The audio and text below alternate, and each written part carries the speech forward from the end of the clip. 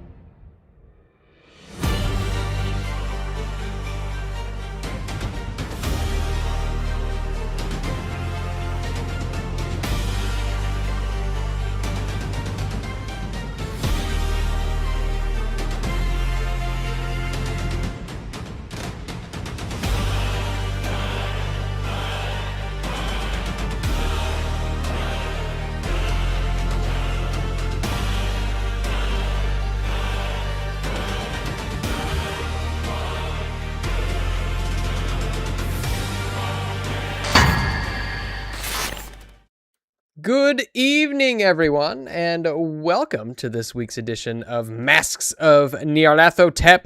I am your Outback Steakhouse keeper of arcane lore, Moss, and these wonderful diners around me are our investigators, getting ready to enjoy a nice bloomin' onion. And I guess, you know what, I'll start off by saying that I screwed up, guys. I boomered it.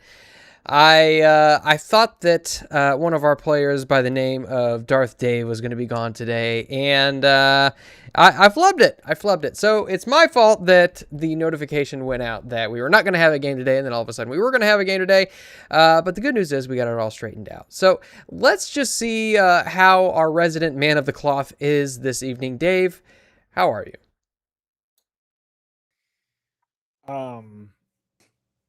I am sad that Moss does not communicate properly. I'm sad that Nuggy Smalls would preemptively cancel our game. And I'm sad, well, because people die, and that's sad. And sometimes we have to deal with death. But thankfully, we haven't had to deal with much death in this campaign. Only death by foolish players. I don't know who that would be, but so I'm sad, Moss. Well, I'll tell you who's not sad, because she was dead, and then a miracle by way of chat came through and saved her from the jaws of death. Nomi, how are you this evening? Okay, so I'm really looking forward to that bloomin' onion, because that's what really kind of drives me. I am a sucker for bloomin' onion. As you should be. Oh, dude, I can eat 60 several bloomin' onions. Like, it's my love language. But tonight's dinner, I already ate it, and that's, if you see me yawning, it was a pretty heavy meal that I made and ate. So I made teriyaki beef with bok choy and broccoli, and I made veggie spring rolls with my homemade peanut sauce. I thought you were Mexican. I am Mexican, but I wanted Asian today. I'll probably make Mexican tomorrow. I might make the red chili colorado, with beans and rice and pasta salad. But I had rice, but I used bone beef broth instead of water for the rice, get that extra protein in it. And then just because Dave's intro was a little sad and slow, I'm like, man, I need something to brighten up, something sweeten the deal, the cherry on the top of my dinner. So I'm going to finish off this whole gallon of pistachio almond bluebell ice cream. And that's not sad. This is happy.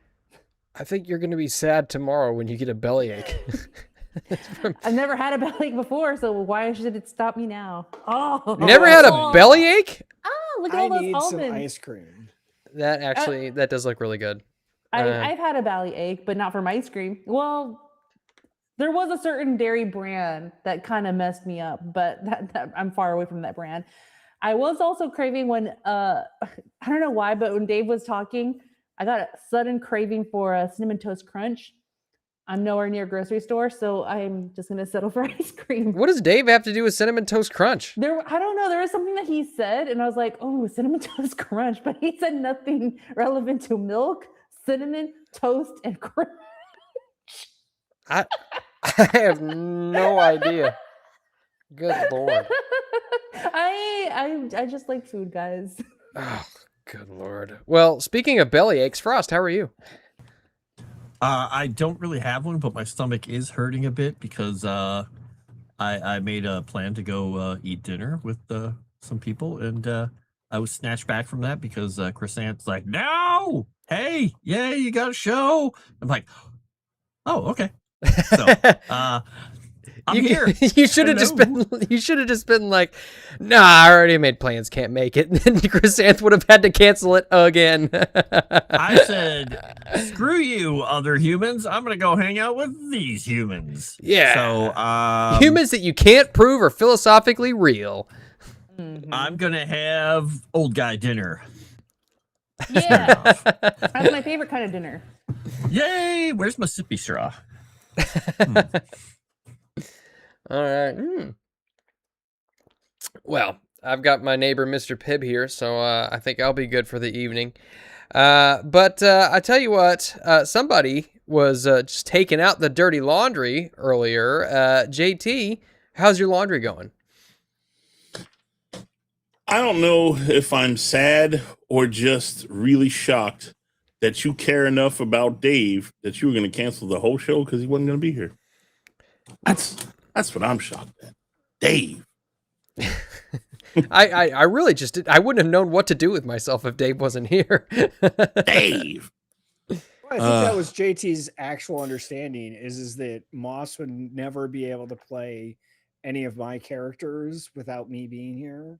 So that's why we would have to cancel the show. I would just have to throw Quincy haphazardly into danger is basically how it would. Almost out of, like, proverbially out a window.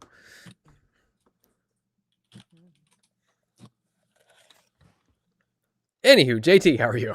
I too am a little sad because I was about to go sail the high seas from the cancellation, but now I get more Dave. So everything is great. Let's go.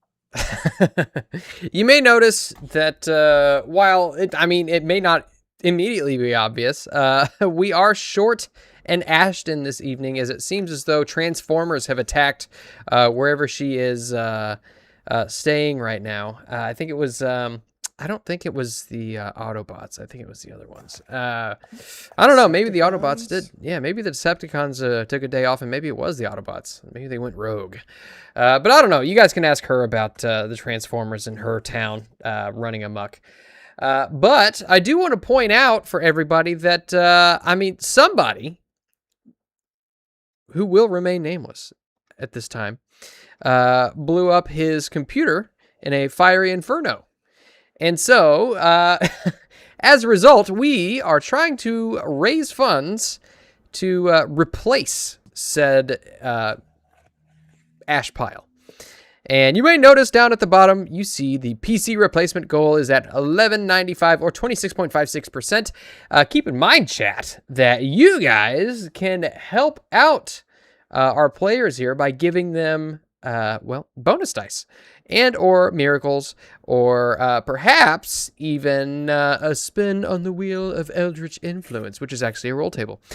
And keep in mind also that Streamlabs donations count as double. So if you want to see double the mayhem, double the benefits, double the high fructose corn syrup, you can donate through Streamlabs and have your voices be heard by way of voting with your dollars. I don't know where I'm going with that, but I do want to give away some benefits here to our wonderful players. In case you guys haven't noticed, Discord has a fan art channel, and lots of people like to post fan art on said fan art channel. And not only do you get to show off your prowess with either pen, brush, or typing bar, you can help these guys by giving them bonus dice through your efforts. And as such, everybody gets a bonus die from the fan art as provided last week. We've got fan art at Lego Mask of Nyarlathotep from John Gordon, which I absolutely love. It's very good. And JT has he's created some interesting pieces. Anywho, we've also got Streamlabs PC donation, 2 miracles to the show from anonymous PC donor. What? Who could that PC donor be? Who could it be? All right, if anybody wants to out themselves as the PC donor, nobody would say no to that. Okay. But you guys want to guess how many likes we got last stream? Just take a stab. 40. Not 50. Correct, not 50. We got 32 likes from last stream. Unfortunately, it's not quite high enough to get you guys the next bonus die. Those are rookie numbers, boys and girls. We need some higher numbers. But the good news is we did get 50 comments from last stream. Thank you to Wilson, the unauthorized biography of Tom Hanks, for commenting like 58 times. So in total, everybody gets 4 bonus dice. Sweet. Congratulations. Thank you. Thank you, Anonymous. Do we also get sanity back for those miracles? That's right. I suppose so. So 2d3.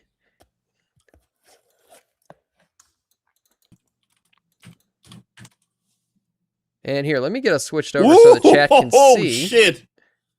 Oh, it's only 6. Never mind. Oh, wait. Still 2d3. max. 2d3 getting a 6. That's maximum, dog. I know. I got 2 6s. It's kind of nice. Wait, how do I do this? Oh. Nomi, you've had so much experience. I would fire you by now. It's /R. I knew when you just said 2d6 and not tell her how, she was going to ask you. Thanks, JT. I like that you have faith in me. I trust in you 100%. I got 4. Sanity. Very nice. All right. Hey, everybody got 3 or above. That's awesome. Good for you guys. Because you never know what dangers and or insane events Hey, might occur in Australia. I know that Gladys probably already has like 80 bajillion sanity points, but you want to roll for Not really. to- Does she have any? Let me see where she's at. You got to do luck too, or is it Oh, at the end of the she, game? I don't remember. Oh, no. Yeah, we're do gonna luck do on we're that. gonna do luck. We're gonna do luck. Let's see. Oh wow. Of course, she is at full sanity. She's at 99 sanity, guys. That's what I Good figured. lord.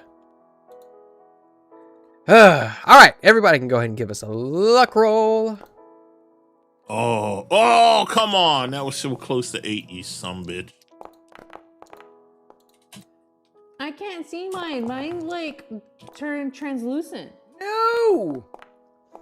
What happened? You hit all the wrong buttons. I didn't hit all any Nice. buttons. I passed my luck roll. Your luck was a failure, which is good for you. Congratulations. 10d3, let's go. What? Or 1d. 10d3? What are you talking about? 1d10, I'm sorry. 7d10. 10D pistachio. Heck yeah, my favorite. Did it roll? I can't see if it rolled. Yeah, it rolled. Yeah, did I weird. get? You got a 0 on everything. Holy smokes, where are all these dice coming from? So what did I The roll? 7D10. You rolled like 14 d10s. What are you doing? And I don't know. I only That was clicked it Dave. once, and it's not even showing anything on my end. You did. You got one. You rolled a 2. That next roll was Dave. No, because Daphne No, she rolled, rolled a 6, a 7, and then a 2. And a 2. I'll take the 7. Oh, I'm talking Just about the take big the pile of 30. No, dice you that came won't. out. You rolled a Yes, I 6 will. first. Take You'll the take the 39. 6. No, I'm taking the 7. Take the 6. Take the 39. Make me take the 6. I'm not making you take the 2. You should be No. grateful I'm making you go down the middle of the road. I could just tell you, no, you don't get any back. I'll lock your putting my- character sheet right now. I just put my ice cream down. You're giving me that 7. You're not telling me what I'm giving you, what I'm not giving you. You rolled a 6 first, take the 6. You don't even give enough. I give plenty, okay? Oh yeah. Good lord. Always so ungrateful. Moss Whoa, is whoa, a giver, not a receiver. I It's never true. said that I'm not ungrateful for what you give me. I know. grateful for what you give I me. know. Just take You don't it have to out. say that you're ungrateful. I am grateful. Anywho, so with that, we do have another bonus die on the table if anybody wants to give us a recap of what happened last week. There. Had a game One of my last cats week. just jumped on my desk and hit half of the buttons on my roadcaster and muted and unmuted half of my channels. That's Nice. Good job, guys. Well done. Yeah, Thanks, but he Benji. didn't do this. Nope. No, it didn't. Wow. All right. Does anybody want to give me a... I'll take that bonus die off the table. I will. So I remember we had a game last week, and we went to Australia, and we realized that Australia is bigger than London. And we tried to get a plane, a train, and an automobile. Oh no. And somehow we didn't get to meet John Candy. Eh? Dave's referencing a movie, guys, and I'm the only one who got it. But I That's think because he's dead. Because he was fat and on drugs. You really think you're the only one who But he got was funny. You really? I think you get ice cream brain right there.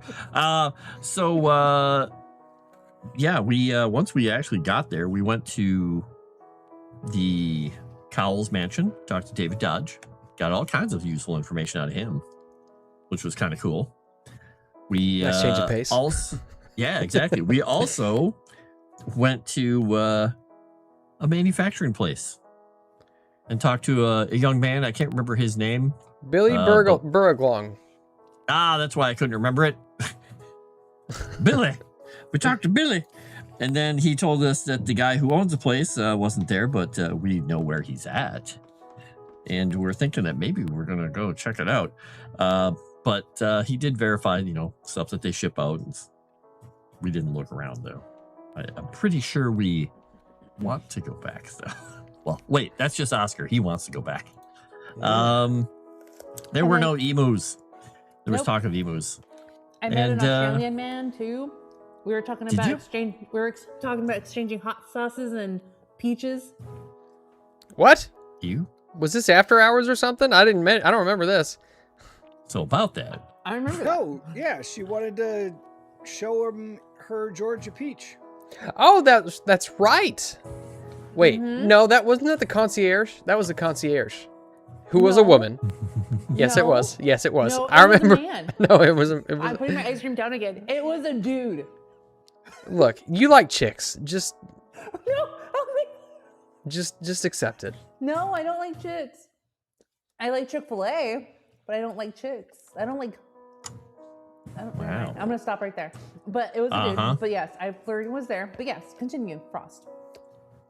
And I think we went into the bar, but I don't think the girls came with, right? I think there was a separate place for the ladies. Yes. But did we actually enter the bar, or is that where we ended? Yeah, the bar was segregated into the female section and the male section. Mm-hmm. Got it.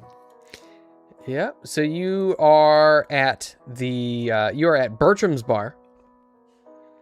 You guys did enter the bar. And as the gentleman entered the main body of the establishment, it is raucous. It is smelly. It is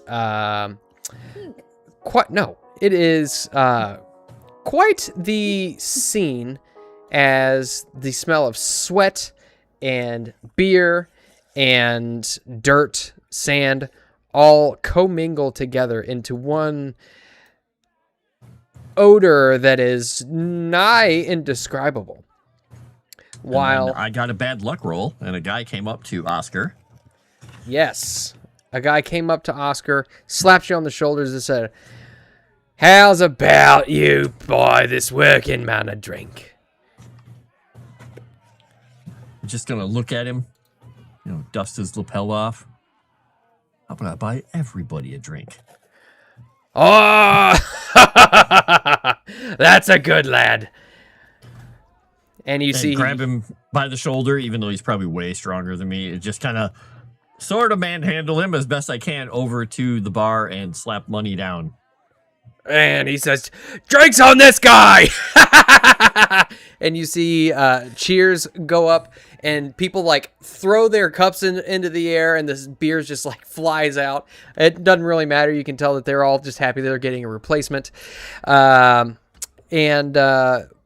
As everybody is like almost stampedes to the bar to get free drinks, you see the guy who slapped you on the shoulder sticks out his hand and says, "Lloyd, nice to meet you."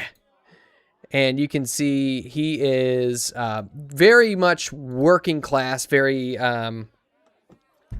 button-up shirt covered in just dirt, and grime, and he's got these working pants on, working boots, and his armpits are just stained with sweat and dirt that has since caked on underneath in mud.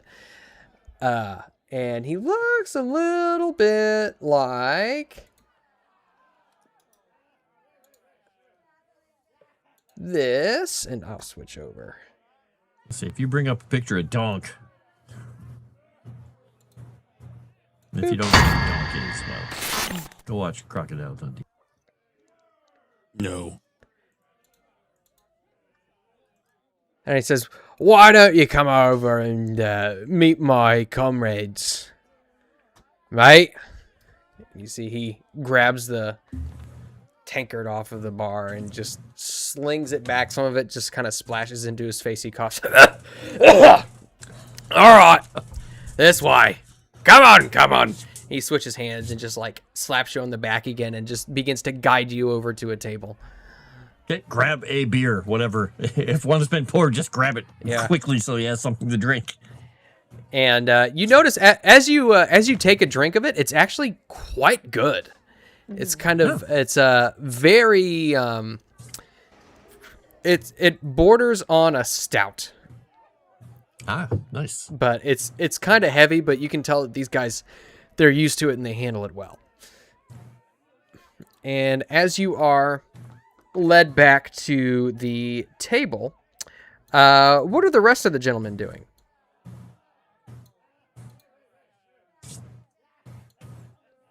I'm skulking in a corner because I hate this country. It's hot and full of smelly troglodytes.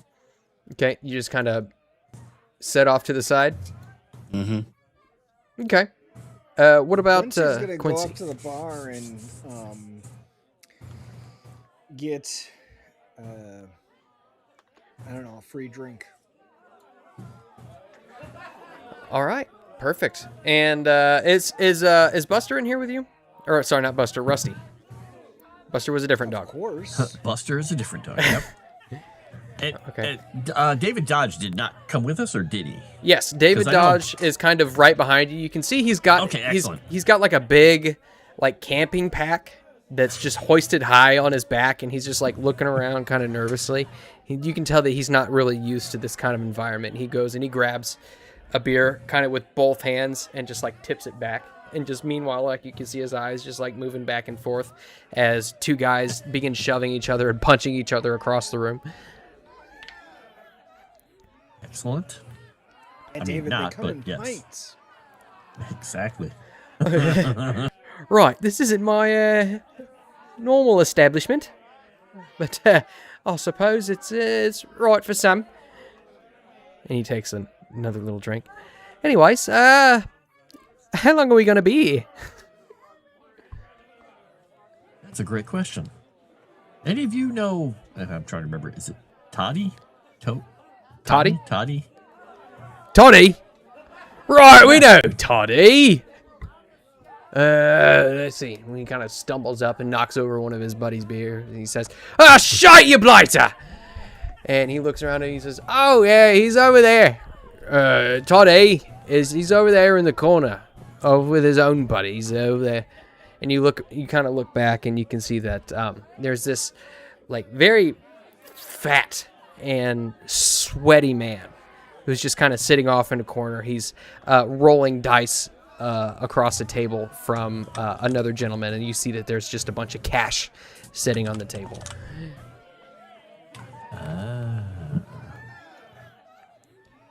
Look over. Quincy, did you join us at the table, or are you elsewhere? Yeah, I would have got a drink, and I was with David Dodge. Okay. So, at the table. Look over and just kind of, once they identify who is, just kind of look over.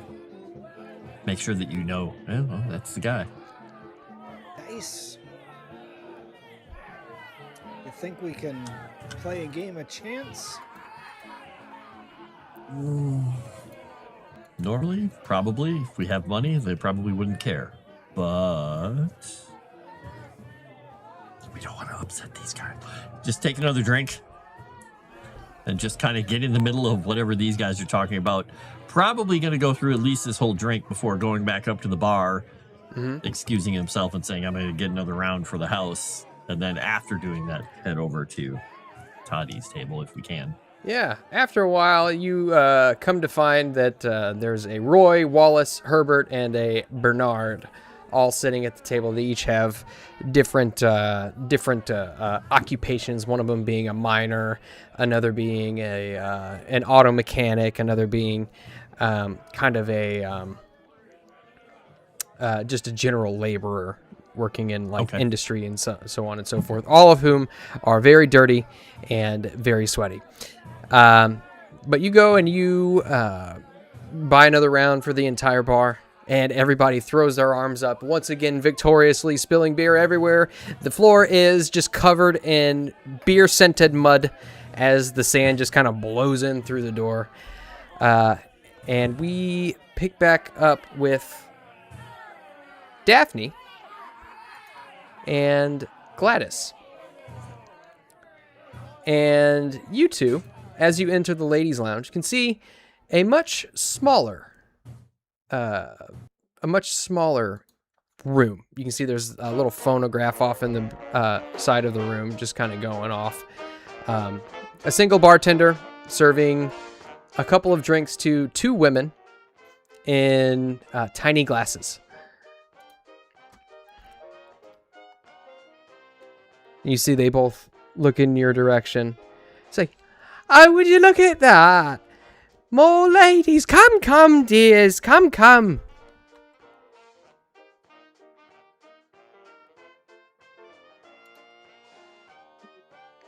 What do you do, Nomi?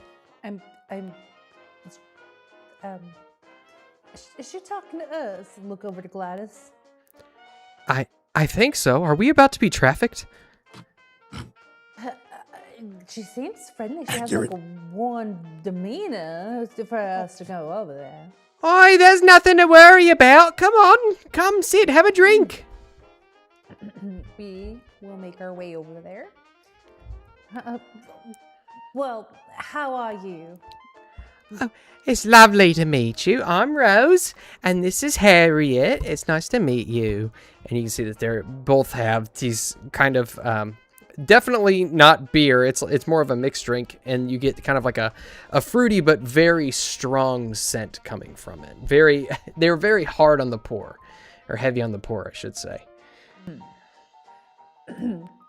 Wow, what a mighty fine looking table you have set up for some afternoon tea, I presume. But this doesn't really smell like tea. It smells like something else, almost like kerosene. Oh, you're gonna love it. Yeah, have one. Johnny, grab another one, would you? And the bartender goes and pours another drink and slides one over to you. Charmed, I am. I don't think I'm gonna ever introduce myself. I'm Daphne, and this here is my, I guess you can call her a colleague of mine. This is Gladys. Oh, well, it's a pleasure to meet both of you. And they both kind of like nod their heads. You can see that they're wearing both of them are wearing dresses, but neither of them seem particularly expensive.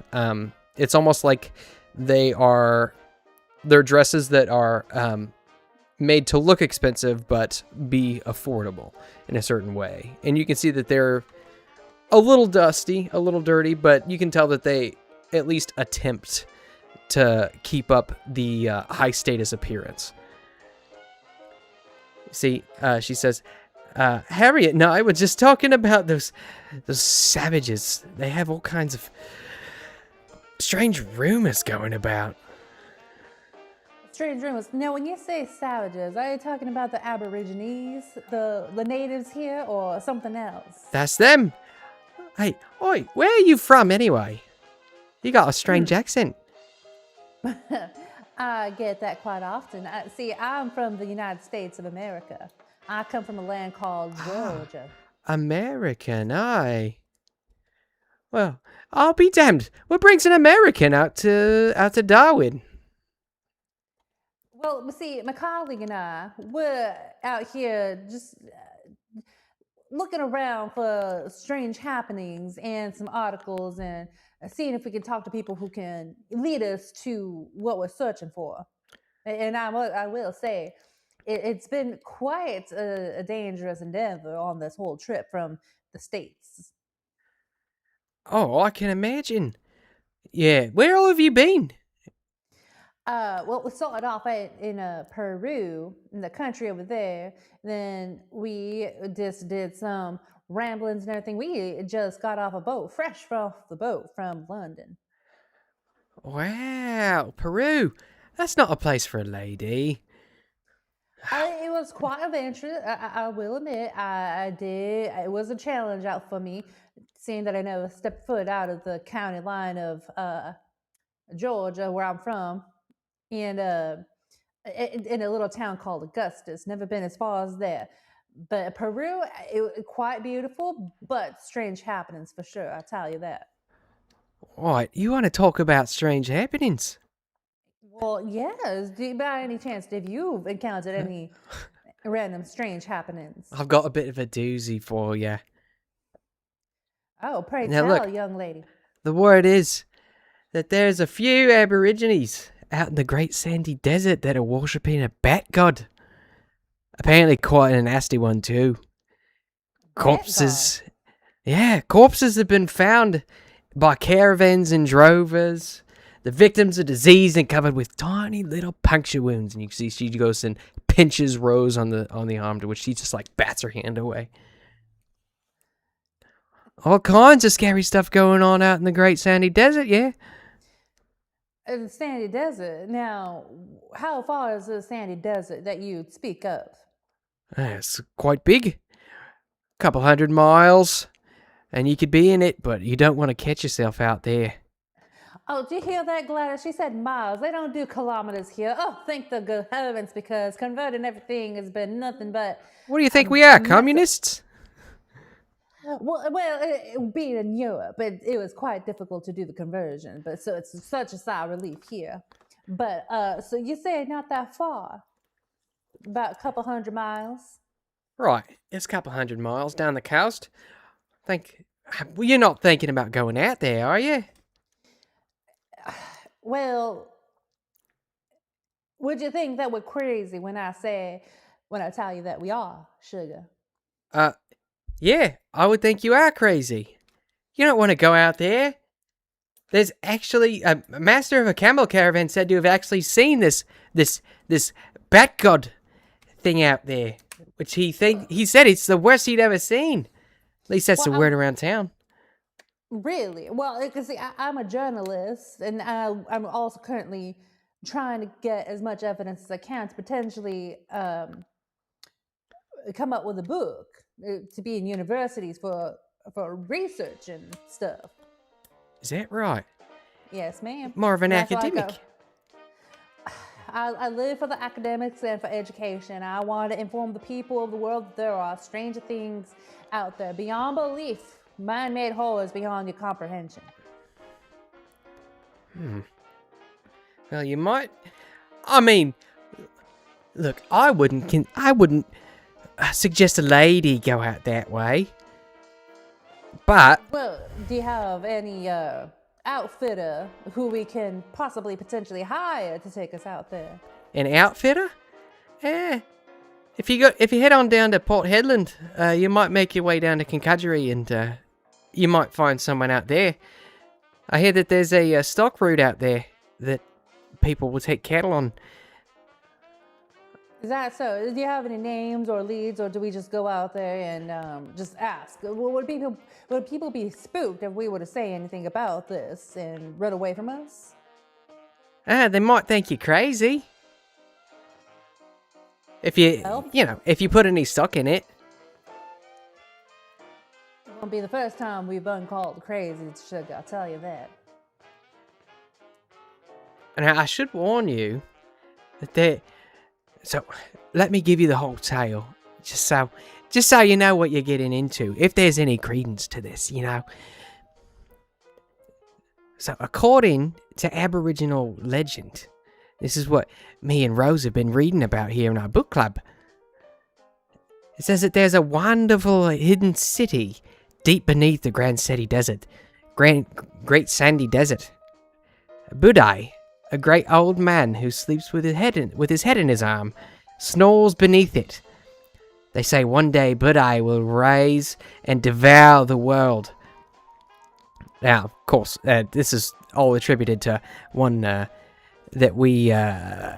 journal that we read by Johnny Big Bush, who actually, Big Bush. yeah. They said he works out at Randolph Shipping Company. Randolph's or Randolph's? Randolph. Randolph. Okay, Randolph Yeah. Shipping Company. Mr. Randolph owns it. Toddy, he might be next door. Okay.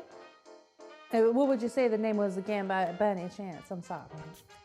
Randolph. Which one? Which name? I just gave you like 4. The one that was a Randolph's.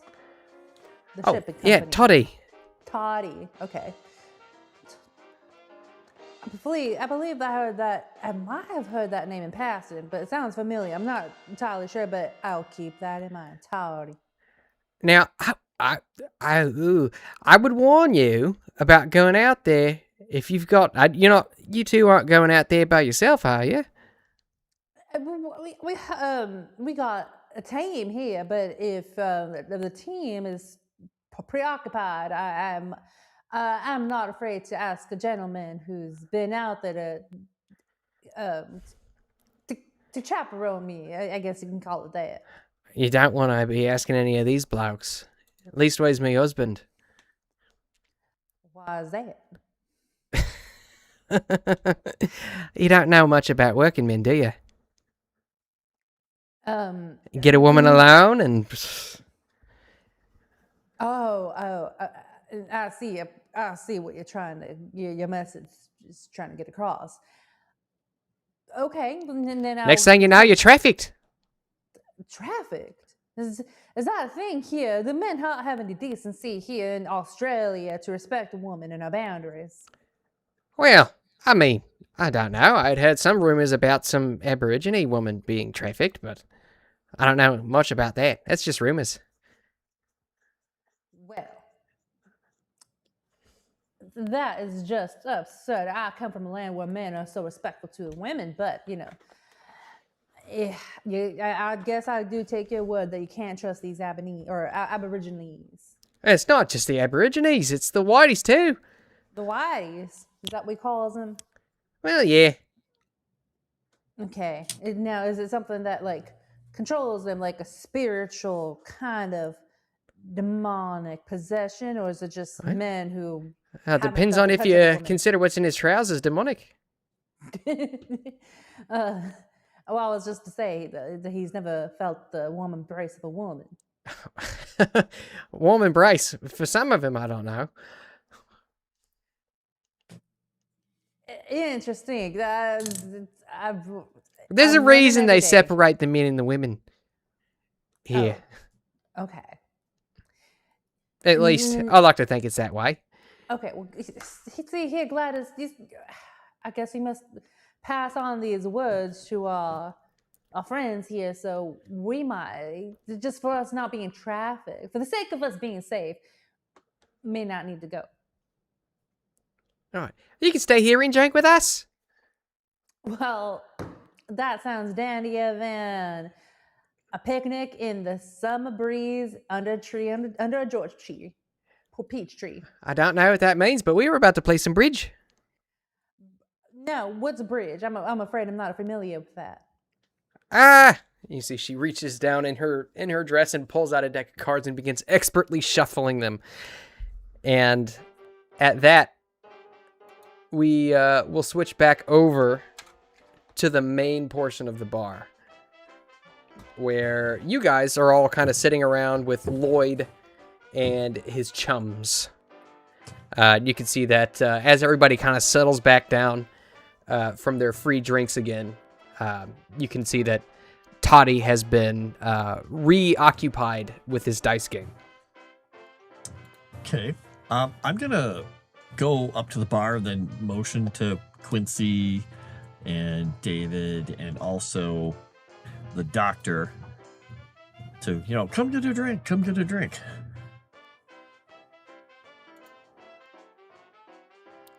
And when they get up there, just going to say,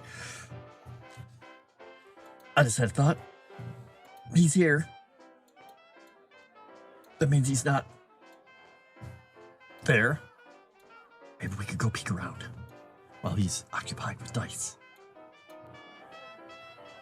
I like this idea. It's nighttime, right? Or is it not yet? I'd say it's getting close. Okay. We could spend a little bit of time, wait a little bit, and then go take a peek. I'm really interested to finding out what that symbol is, because that was on... What was it on? It was on a shipping crate. A crate, right. I was going to say, I thought it was a crate, not a sign or anything. Okay. Yeah, I'm interested. I'm awfully interested. Was that... The crate was... It was in the building? Or the... not the building. In the crate room, whatever that was that Billy was in. Yeah, the crate that you saw was in the warehouse, and it's kind of like, you remember, it's kind of a smaller warehouse. Not massive. Okay. Yeah, I think drink a bit until it gets dark, and then get another round going for people, and then just kind of slip out. Okay. Probably tell the ladies where we're going. If we can stick our head in there. And you, as you stick your head in there, the women are all deeply involved in their game of bridge. I tell you what. Nomi, do you want to give me an intelligence roll? Why? Because I want to see something. No, I don't like what. Cheated. No, I don't like it. With the way you said it, I don't like that. Just give me an intelligence roll. Do it now. Okay, first of all, you should not be talking to me like that. Not at all. You have no ground to talk to your friend like that. I'm gonna use a bonus die. Oh, she doesn't know how DMs work. Do it now, your character's dead. I'm doing it now. All right. Hey, you did it. Yeah, actually, you pick up the rules of bridge quite quickly, and I'm glad you wasted a bonus die on that. It's fantastic. So by the time you all finish your first game, you can see both Rose and what did I say her name was? Harriet. Are both flabbergasted at how well you played, to the point where you actually beat one of them. But about this time, you can see that Rose picks up her head and looks towards the exit. Hi, now Minfolk! Go on, get out! And you look back and you can see that there's Oscar poking his head in. He's just, apologies. I need to talk to those two. He's going to step back outside. Gladys will get up and walk towards the door.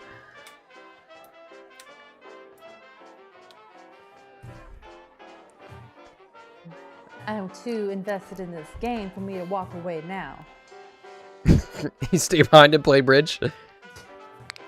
Because once I start an addiction, I can't stop until I'm fully satisfied.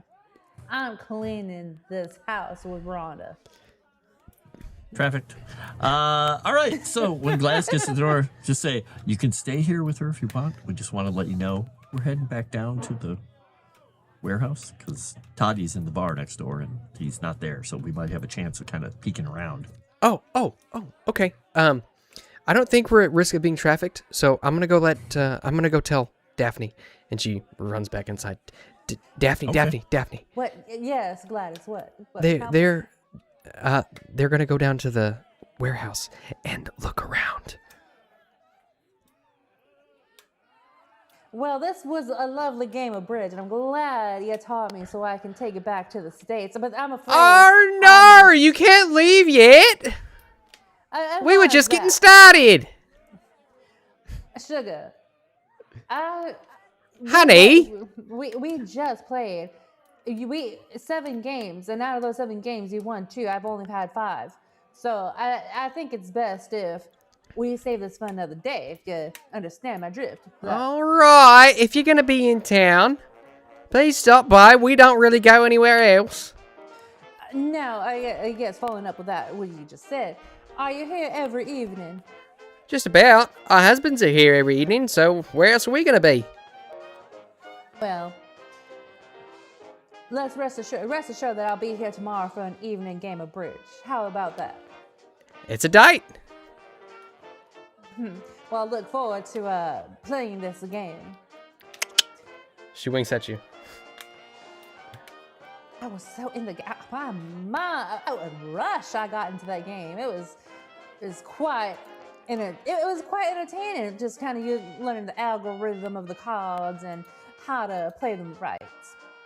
Gladys, this better be good news for us to go look around. And Daphne just got another date with a girl. All right. Even though I'm into strong, burly men, but whatever. All right. So, You can call him Moss whatever you want to call him, but all right. So, you make your way out of the bar and make your way down to Randolph Shipping Company. And at this point, it is rather dark. You can see that there are a few lampposts which are currently burning, not very many, and they don't give off much light because the interior of the glass is just coated in dirt. So it is rather dark. Some people you see walking down the street, a couple of men are just kind of like stumbling down the street wearing miners' helmets with a lamp on to guide their feet. But you pass in front of the Outback Inn, and there you see is Randolph Shipping Company. Woohoo! Well, now we we're were gonna see here if there's before, a. right? Yeah, we're gonna have to see if there's a side door or something, because who knows who might come by. Yeah, let's go in the back. Well, there's probably a warehouse opening door somewhere on the side or somewhere. Yeah, you can actually see that as you walk down the sidewalk and peer around, there is probably an 8-foot tall wrought iron fence, which blocks the back or the dockside access to the warehouse.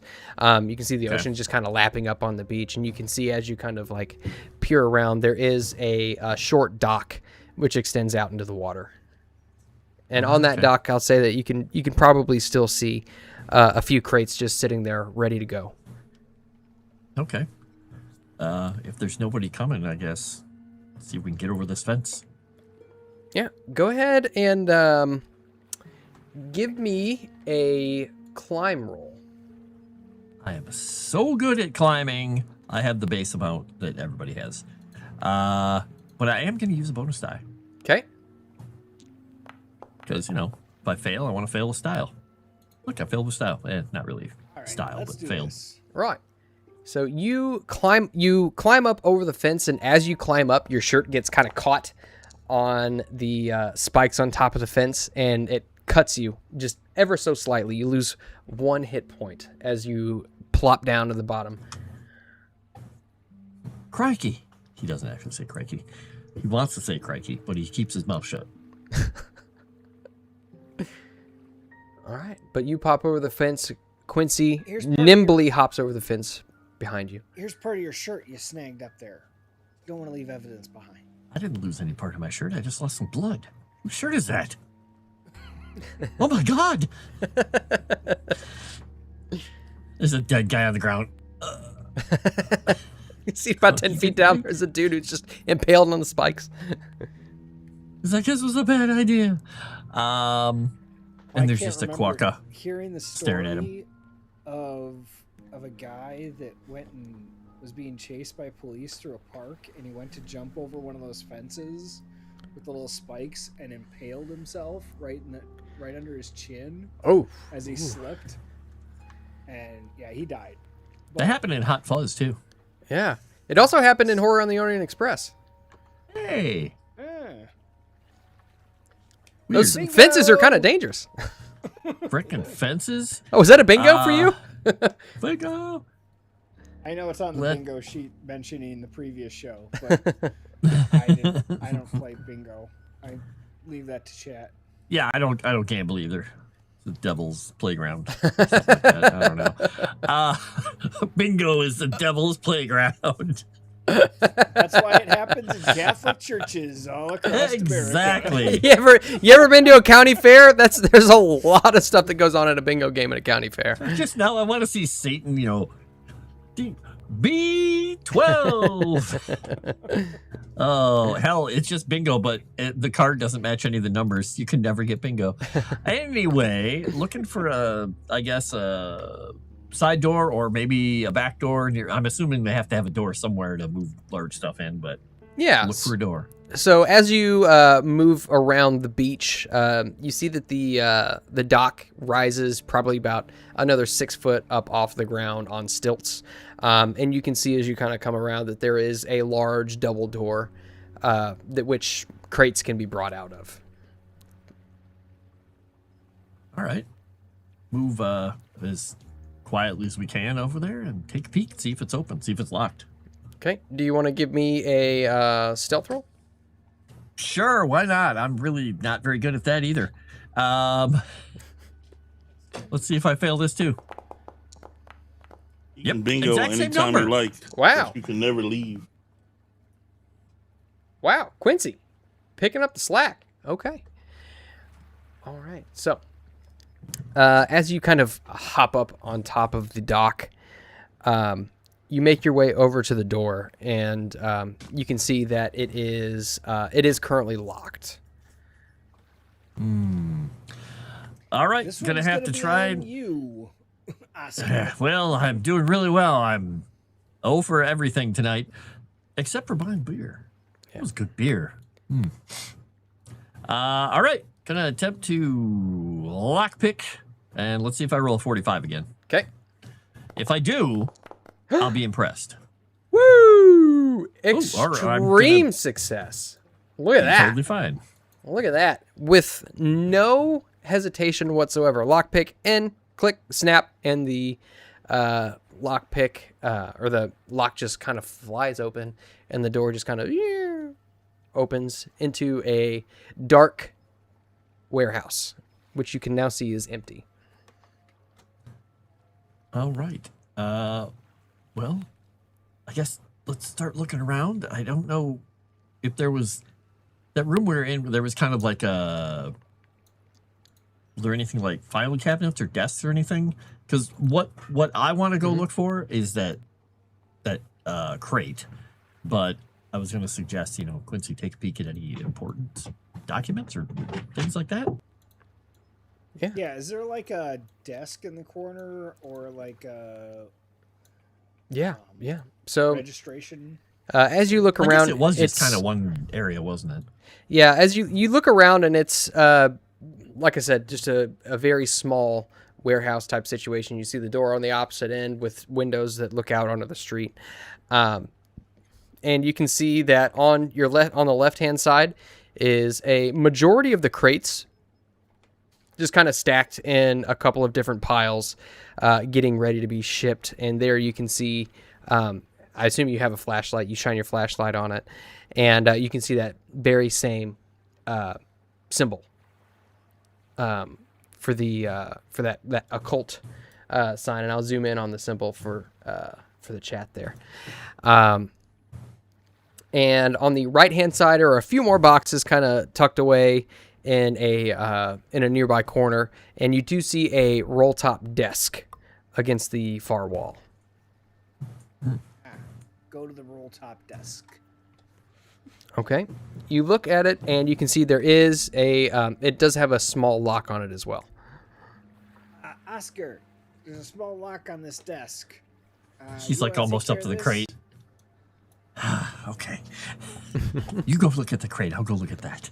And I'll go look at the crate. My crate. Smash my the favorite crate open. No! It's full of fragile, breakable things that I want. No, I don't know what I it's was in it. totally joking. All right. Gonna try and jimmy the lock on this thing. Is this easier than the other one, or is this the same? Trying to decide if I should It's use definitely it. not as heavy duty as the last one. All right. Well, since I have a couple of bonus dice, I'm using them. Nice. Let's do it. 50. That would be how far off? 7. I'm gonna spend the luck Very nice. because I got some luck back. Now I'm at lucky 13 for my luck. Click. The roll top desk unlocks, and you're able to get it open. Excellent. Open it up. Hopefully it's not full of like, Medusa heads and Cthulhu faces and stuff, but this game, you never know. And Snakes. inside, you can see a small lockbox, actually more akin to a biscuit tin, as well as what looks to be a 1925 ledger. Ooh. He's gonna set the little tin to the side and look at the ledger, set it down, but then go back to, and open the tin up first. You can see that the tin itself has a couple of coins in it and a few Australian pounds. Nothing much. He's gonna look in his pocket, throw a couple extra pounds in there, put it back. Crocky, where did I get this money? And then he's I'm gonna rich. start peeking, start peeking through the book Absolutely. or the ledger. So you kind of crook your flashlight in your neck like that as you're kind of holding the ledger out. And you begin to read about some strange shipments. Meanwhile, Quincy, what are you looking for? So I'm looking at these crates. Is there a way to open one, like either with my knife, or if there's because I want to open it in a way that I could probably seal it back up again. So I don't really want to bust the top open, like with a crowbar type thing. Mm-hmm. Or if I use a crowbar, I want to make sure I'm using it nice and easy to pry up the lid. Okay. Yeah, absolutely. I would say, you have a tool you want to try to use for it, you said? Just like a I knife? was thinking my hunting knife. Okay. Just kind of get it in there and pry the top off. Kind of wedge in there and kind of. Yeah. So what I would say is, give me either a sleight of hand roll or a hard dexterity roll. Sleight of hand.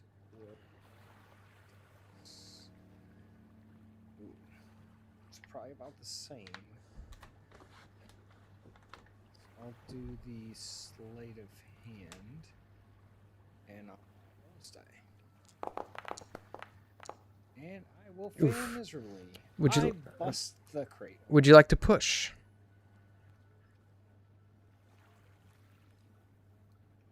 Don't. So if I push, do I still get the extra? It should roll the same. So it should still roll with a bonus die if you push. Go ahead and if you want to push it, just go ahead and push it. I think it'll just roll 1, but I might be wrong on that. I'm not 100% sure. Because I don't know that I really want to push it and break the crate, right? Mm-hmm. But if I'm going to roll with a bonus die on the push, then it might be worth it. I mean, you got to get what, like a 2? Yeah. No, Or I got to a get 5? a 10. I just got to get a 10. Oh, do you have it set to hard? No, it's because it's sleight of hand. He said it was dexterity got it. Was the hard one. Mm-hmm. So Okay, it's got it. basically like 10 either way. Oh. Dexterous. You gambling man? Sometimes. I don't think I'm going to gamble with this, though. Okay. Yeah, at this, you feel it like the nails are just too deep in there. It's tough to get really any good leverage to pry this lid off. Okay. And at this point, it's probably been 15, 20 minutes of you just kind of snooping around. As you're looking through the ledger, you can see that it shows several shipments to one Mortimer Wycroft in Concudgery. And you can see that they are all marked with that very same sigil that is on the crate on the far side of the room that you can see Quincy is messing around with. Okay. Concudgery sounds really familiar because we talked about that town. Okay. You also see that so marked are shipments to Aya Singh in Mombasa and to Ho Fang Import and Export in Shanghai. You can see that this crate, there is a crate which you can see that the one that Quincy is messing around with is addressed to the Pinhue Foundation as well. Although you do note that in this ledger are noted 2 crates, and so far you've only found 1. Oh. Hey, Quincy, you get that thing open yet? There's another crate here that's supposed to be going to Pinhue. And just roll the roll top desk down and go over and see what he's doing. I couldn't get it open. I couldn't. My knife just wouldn't. Here. I didn't Take want the to break knife from him.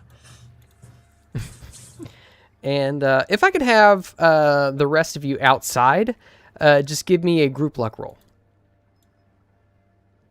So I guess Dr. Gore and Daphne, which of you has the lowest luck? That would be bad. And then, so as this is happening, you're messing around with this knife, trying to get this, this crate open. I have a bad feeling about this, Oscar. And 46, whatever. It's okay. It's their fault. you can Dr. Gore and Daphne, you can hear the sound of a number of men walking down the street, drunkenly, stumbling, saying, and I says to her, what good are you to me with your knickers on? As you see that they are just kind of stumbling down the road in your direction. And among them is Toddy Randolph. I dip my head in. Your friends are coming. Quickly. Hold on. Hold on. Dipping your head in is a cross offense, and I just see the opportunity, and I'm going to go for it. I heard the joke, and I'm going to seize the moment. Hold my bags, my belongings, boys. And And when she does that, I adjust my back a little bit more. Okay. Do you, here's a quick question for you. You get inside. The door to this side is locked. Do you guys unlock it from the inside so Julian can get in? we don't know what's going on out there. You are muted, Frost. If he comes up to the door, sure, we could do that. Yeah, but- let's say he notified you like through the window or something. Oh, okay, yeah, just unlock the door. Okay. They're coming. And Gladys Okay, will. quick, I gotta get this. I want to see what's in this damn thing. All right. And as this is all happening, you see that the drunken gentlemen come upon you, Daphne, saying, what's this? A bird out in the middle of the street? What's going on? And who are you? Well, my name's Daphne. Who might be you? So I can just confirm it's really him.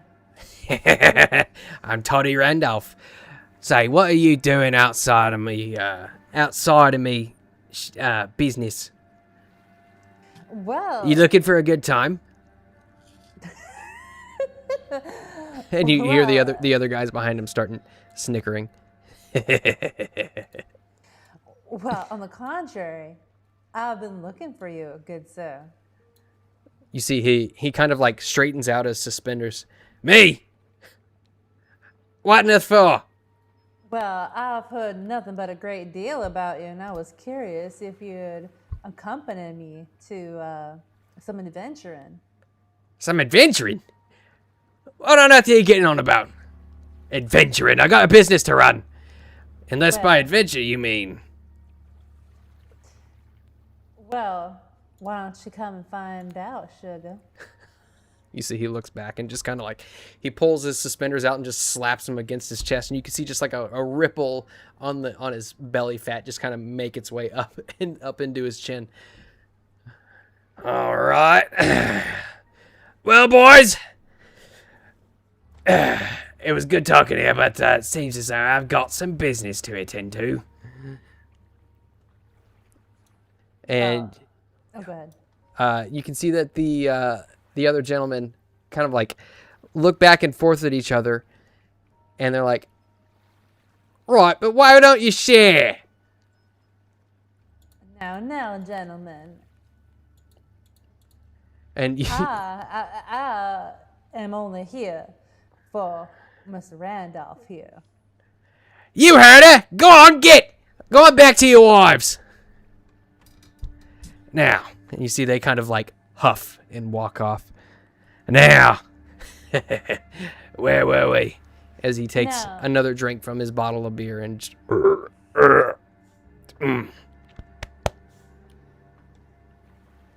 Now, if you could kindly follow me, good sir, I'd like to open the door of opportunity for you, right behind this door.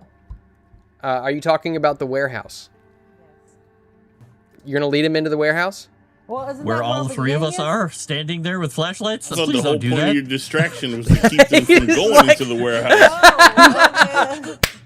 Yes, bring him into the warehouse where we're all hiding from him, and we'll just kill him. That sounds like a plan. All right. Yeah. It's a good, That was a joke. Don't do that. That was a joke. on YouTube. Yeah, so it's good. Yeah, so I'm sorry. Why don't you and I go get another drink at another parlor? You can. I need to wet my whistle, if you know what I'm leaning towards. You know, there's not a whole lot of pubs around here that allow women alongside the men. It's kind of segregated. But we could go back to mine. Huh?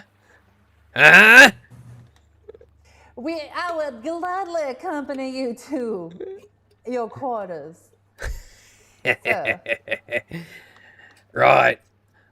All right. He takes one last big swig of the beer and just like full force throws it against the building. You guys hear the glass crack against the bricks on the wall here of this warehouse. It's all right. Well, why don't you follow me? And you see he just kind of like begins stumbling in every which direction. And I keep looking back. And Gladys, make sure I'm not trafficking. Gladys made her way inside. I'm dying. And at this point, you guys are trying to get into this crate. Are you trying to get in with the knife, Oscar? Yep. Okay, sleight of hand or sleight of hand. You might as well just not even roll it. But I'm at the gonna risk, roll it. I could fail. at the risk of fumbling, which is probably Exactly. No. No? All right. Yeah. You just kind of sink the knife in there and the nails just kind of slowly pry out and you're able to get it open. You can see it's just, as you got your, the flashlights are shining in, you see it's just a mass of straw. Okay. Magic There's got to be fingers. something in here. Using the knife, just kind of move the straw aside. And as It's you, not hissing, is it? as you, you move the knife about, it makes contact with something wooden. Something in here. Hand the knife back to Quincy. All right, thanks. Julian, look around real quick. Just see if there's another crate with a sign on it like this. There's another crate going to Penhue. You go look Alright, for the I'll other look. crate. And just hand Okay. hand the flashlight. Okay. The spot hidden. Yeah, go ahead and anybody who's looking for the other crate, go ahead and give me just a spot hidden roll. And as this is happening, you uncover what looks to be a wooden idol. What the? Can I? I'm gonna Okay. push it, Moss. Yeah, go ahead and push it. I'm gonna look deeper in behind the boxes to find No this. way. Find it No the first way. time. You That got one wasn't less. that wasn't me. Yeah, as you. Okay, so we're gonna resolve that here in a second. Get a 94. And it will go. Jesus this is Christ. Good lord! Gentlemen's. Good job. Wow. Yeah. Yeah, we bust all the crates on the one wall, and we're just searching Yeah. for the boxes, and we just pull down, and like this whole Yeah, stack as- of crates just falls. So and you, busts open. as you're looking at this idol, you can see it looks to be it's about 3 feet high, seemingly of Aboriginal Australian manufacture, covered with white painted geometric lines. You can see that this foul idol is humanoid in shape, without hair, and with strange, round, thick, whisker-like tentacles, which kind of protrude from the face. You can see the creature's hands and feet end in flipper-like appendages. Its eyes are round with jagged facets and have a cruel expression. I need for Oscar to give me a sanity roll from seeing this. All right. We'll see how well he does. Oof. All right. Oh. That is How going sane to be... are you? 97. I'm max sanity What? right now. Oh wait. Oh, I thought for sure that was a failure. Okay. Yep. Nope. You. This doesn't seem to be terribly frightening or disturbing, but as you're kind of like looking at it, you Gross. set it back down in the crate, and you can hear the sound of crashing as crates tumble to the ground, and seemingly every piece of fine china in Australia is shattered and scatters across the floor. And at this point, Daphne, you are walking behind Toddy, and he looks back. What the hell? What was that? And you see he begins walking back towards the warehouse. I'm sure there was some raccoon or critter y'all have. But what is it that you have here in Drop bears? Australia? You think it was a fucking drop bear? It could be a koala. Go ahead and give me a Better show him some knee. persuade. Frickin' quokkas. Yes, but give me a persuade roll or fast talk, whichever's better. Where's my fast talk at? I'm gonna do fast talk with a bonus die. Okay. What about charm? No charm? Ooh. Oh wow. Ooh. Lucky for you. That other one was a fumble. Okay.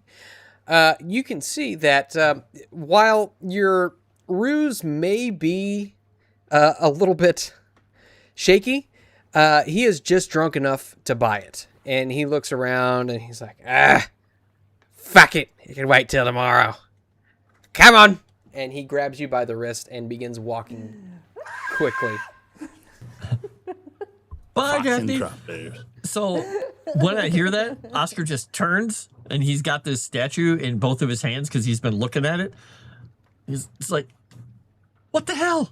It's like, by the way, Julian, you will love this. And he's like carrying this thing over. I don't know how heavy it is, but I don't have a high strength. Yeah. Boss, I'm disappointed in you. There's 2 people in this campaign that at least have a 90-something sanity still. What the fuck? Dude, it's the miracle bar keeps giving you guys sanity points, and then I can't take away your sanity if you keep succeeding. Anywho, We're so sane. that said, would you give me a sanity roll there, Dr. Gore? As you see this Oh, yeah, idol. duh. Yeah. How's it gonna not bother him, but bother me? Come on now. Hey, guys, I found the Gorgon head. Fail! Dr. Gore, you, my friend, will lose in your fragile state. Oh my god! Oh, 67 points of Oh. sanity. 60. I don't know where that one came from, but you lose 1 point of I sanity rolled from my seeing this. sanity check because I'm next to Gore, Yeah. so I would have seen it too.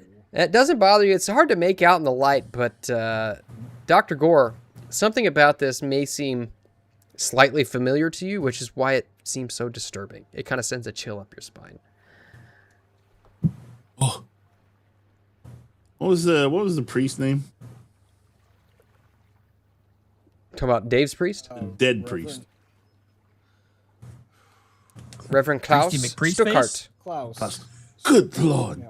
That thing reminds me of Klaus's mother. I will take it away. Take it I thought away, you'd want it. Oscar. I thought you'd want to. Okay, fine. He's just gonna, because he's feeling mischievous, he's gonna go grab another crate, pull it over about 6, 7, about 8 feet in front of the door, and just set it there. If there's a light, it'll be perfect. So when whoever walks in is just gonna be like, click. Ah! But you're going to leave it here? Okay. You don't want it? I don't want the damn thing. I just wanted to see what it was. Wait, just did you don't find that want- other crate?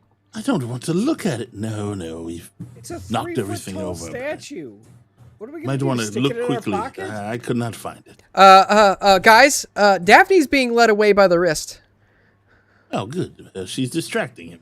Pull out his pocket watch. How long does she have? Before she's trafficked? I don't know. Could be immediately. Okay, fine. We'll go. We'll go.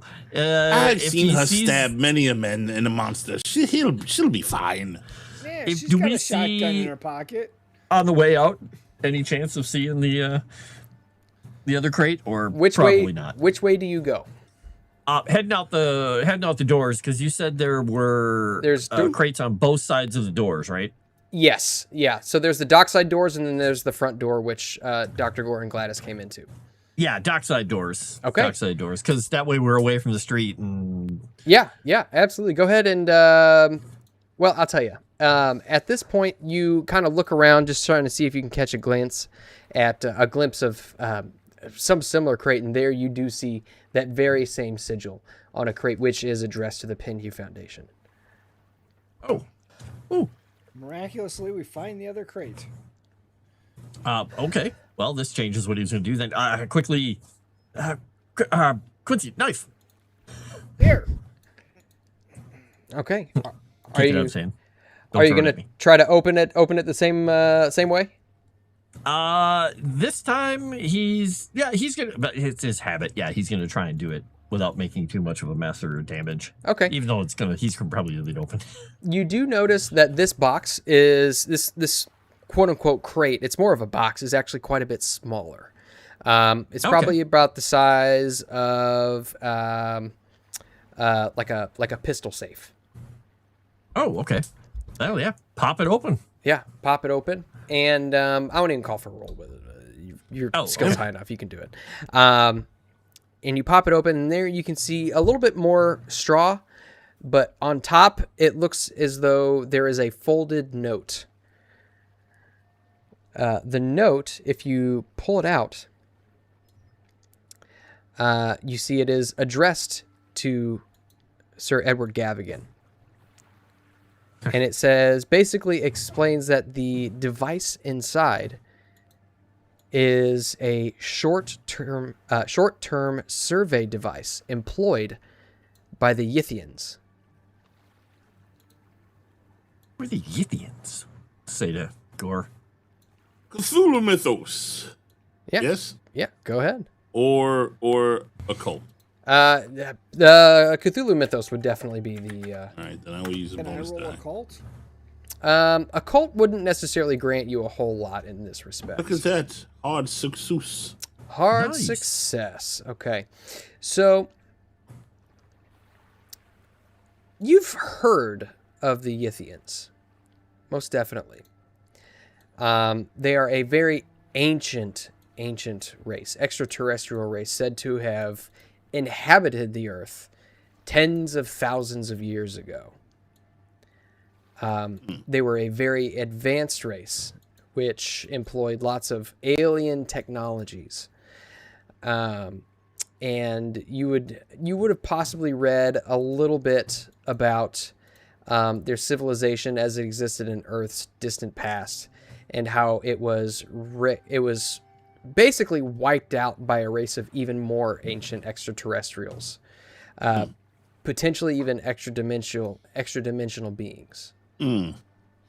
What you have there, Oscar, is a alien artifact of great age. So can Great. we look at the artifact and compare Mr. Van it? Halen's gonna miss this. Yeah. Here's an idea. we're taking this with, and we're gonna go find Daphne. We better go out the front door, actually, because I don't want to go over that fence again. Okay. I just realized, I'm like, wait a minute. Okay. Do you just take the box with you, or do you take the device out of just the box? Take the box and hand it to the doctor. He can do whatever he wants. If he just wants to grab it and you know take it out of there, or if he wants to take the box, we can just leave the box behind. It's up to you. Yeah, absolutely. Take the box. Okay. You grab the box and you barge out the front door, and there you can see Daphne and Toddy Randolph are about a block away. By the way, did I recognize the creature in the statue that took sanity away from me? You can do a retroactive Cthulhu Mythos roll. Yes. Yep, his name is Steve. I will use another bonus die for this one. This won't be important. Look at that. This is, as you're looking at it, this is an excellent representation of the Great Cthulhu. Oh. Okay. I just store that away in my head. Nice. Yeah, just wander. Okay, just Rusty. And as we come out, I'm gonna whistle for Rusty, and then I'm gonna point Rusty towards Daphne, and signal for him to go rescue Daphne. How much did that statue weigh? It's a 3-foot wooden statue. It probably weighs somewhere around I don't know, 60, 75 pound range, maybe. Ah, shit, too heavy to bring with us. Daphne, as you're walking along, being kind of pulled along by Toddy Randolph, he's kind of muttering to himself in drunken Australian English. He spits a couple times on the street. And you hear the howling of a dog chasing after you. Oh my head. What the bleeding fuck is that? You must go check it out. It sounds quite vicious. It could hurt someone. No, it's going to attack him. Do you Fine. Go check it out. do you want to give me a you've got his sheet, correct, Dave? Yeah, I believe so. Okay. Do you want to open up his sheet and give me an attack roll?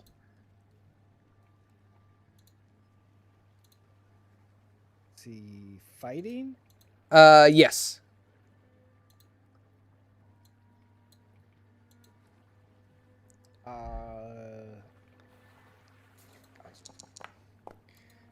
No frickin' way, man. Okay. He's gonna attempt to fight back. You see, Rusty leaps up on him. Toddy brings his arm up in front of his face, trying to protect it, and he is going to swing out and attempt to defend himself. And I'm going to use one of my bonus dice.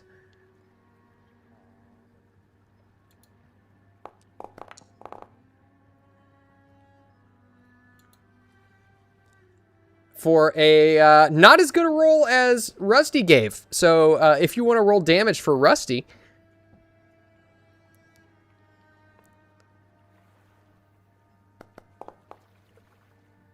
four points of damage. You see, Daphne, as this happens, you can see that Rusty leaps up on Toddy and begins ripping at his arm. You see blood just begins spurting out of his arm.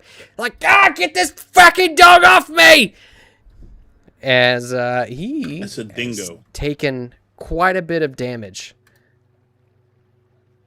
Do you let Rusty keep going? And Daphne, what do you do?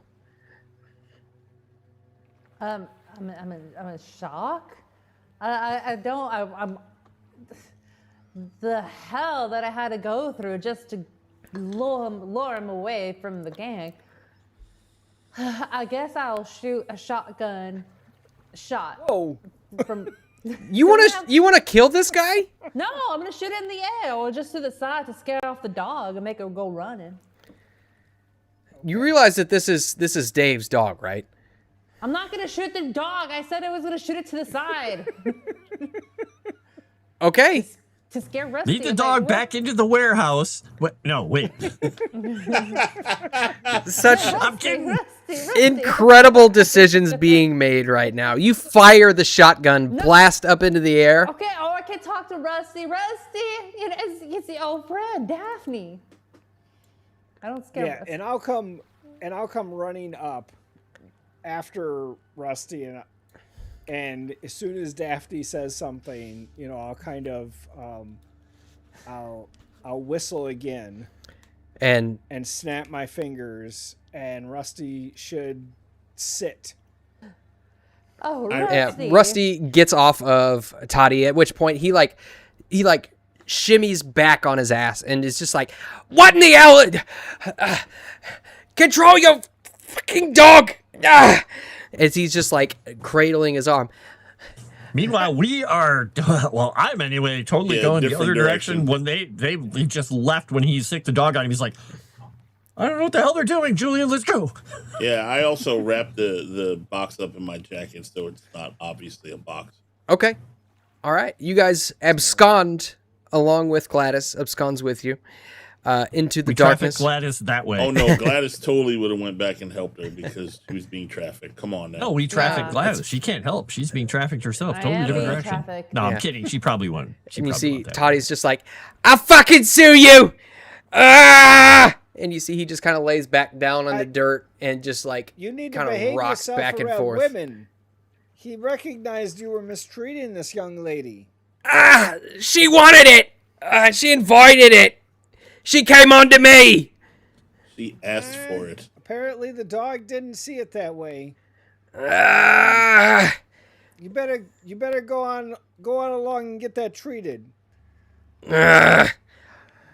And you see he like stands up and just like swaggers back and forth, and you can see his blood is so thin from all the alcohol. He is bleeding profusely. He says, he takes what his good hand and just points it at you right in your face and says, "You ain't seen the end of me." And then just kind of You're absolutely right. Yeah. Okay. stumbles away. Daphne, you okay? I think I'm fine. Yeah, yes. Besides my mental health of trying to entertain this gentleman was quite appalling. But yes, I'm physically fine. Thank you for asking. Daphne, do you want to give me a sanity roll real quick? I don't know. I don't know. Not a You question. should. Yes, that's not a question. He's being nice. The boys die. Okay. I mean, perhaps you've had strange advances of the kind before, but it doesn't have seem to in shake real you too life. deeply. All right. So what do you guys do? We can Good make our boy. way. Good boy. And he's just like drool and blood just kind of leaking down his chin and onto the ground. Have we established what breed Rusty is? Dog. It's an Irish Dog setter. breed. Okay. Labrador. What? An Irish setter. Irish setter. Okay. Nice. Those are cute doggies. Yeah. Beautiful dogs. All right. So, do you all make your way back to the Outback Inn? That's where we were staying. So That's yes. where we're staying. So yes. Okay. And so you make your way back, and the place is pretty quiet. Nothing crazy going on. You see the lobby is more or less empty. It's kind of a small inn, so you wouldn't necessarily expect a whole lot to be going on. But you make your way back to your rooms. Gore, you want to compare that that device to the patterns and all that stuff we found in that one book from the manufacturers? Huh? The place in England that was trying to make devices. You want to compare that device to those devices to see if any of them match?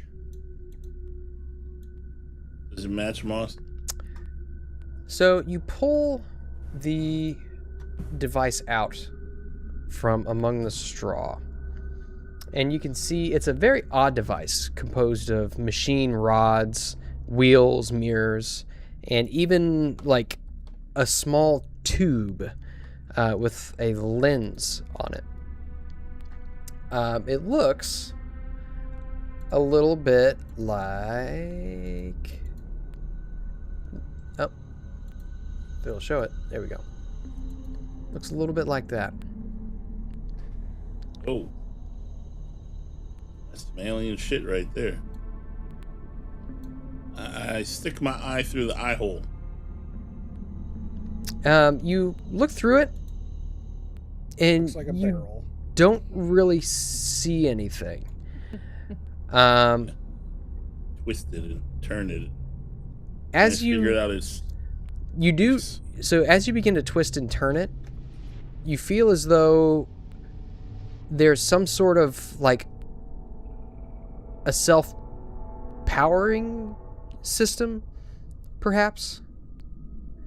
You begin to see as you kind of like turn a couple of the wheels and focus in on the lens, it begins to like you begin to see like small flashes just in the periphery, almost as if it's trying to power up, but it's not quite there.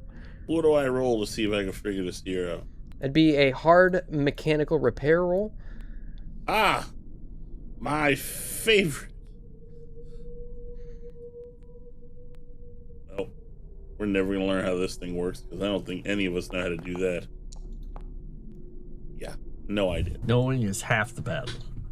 Knowing is no idea. Yeah, this device itself is just, it's so alien. It's tough to really get a grasp on. It seems as though maybe there's a pattern on which you need to function these things. Maybe whatever used these things perhaps had more appendages, more fingers, more ways to manipulate it. It's hard to say. This thing is too alien for me. Yep. Too alien for me too.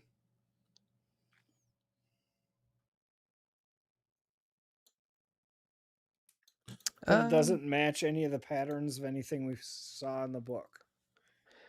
As you kind of lay it down, you can maybe spread the blueprints out on the desk. This is completely different. Although you feel as though it may be of the same origin, this device was not blueprinted. Let me see. What does Gladys have? Do any of the pieces that we have fit in that thing? You can kind of mess around with it, experiment a bit, try to put some pieces together. And by the end of it, you can tell that this is kind of meant to be used in isolation. Okay.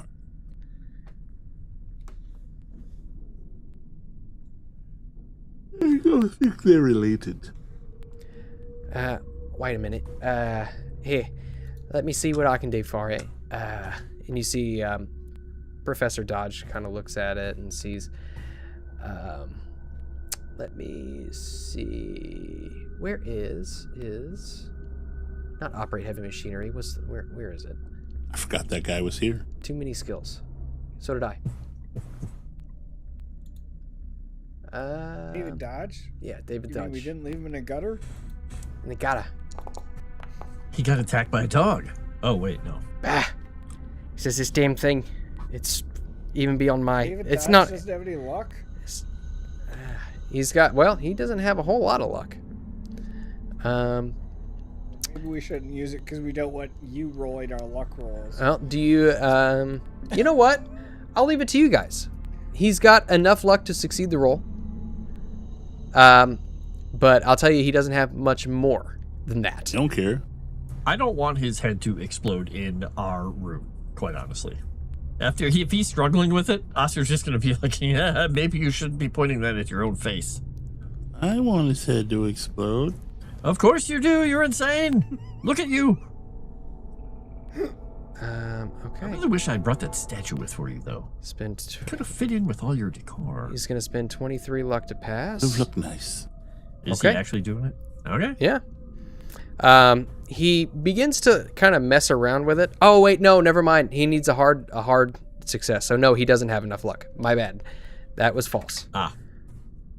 He says, Well, I tried to interrupt him anyway by making him lower the thing down so he could blow his head off. Right. I don't know. This is... it doesn't really make sense, the way that you hold it. It's, what do you spin this thing here, and what do you move this rod here? I don't know. I think those, what do we call them? Yithians? They probably have weird hands, right? Yeah. Right? I've not heard anything about them. I've seen one before. Oh, you just read about it, but there were no pictures. Long dead. It wasn't a picture book. Gladys can also make a roll.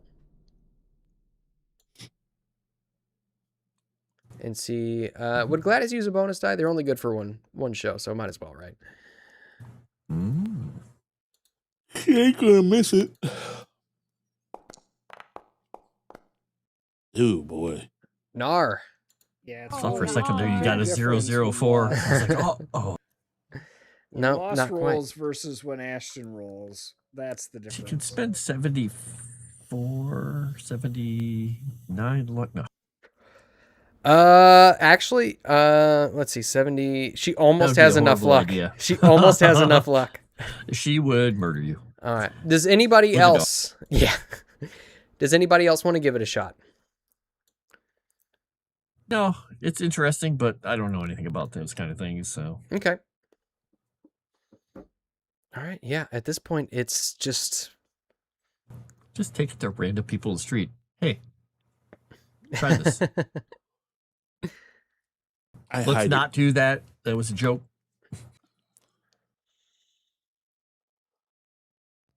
I was gonna say So- it'd be fun, just like street Russian roulette.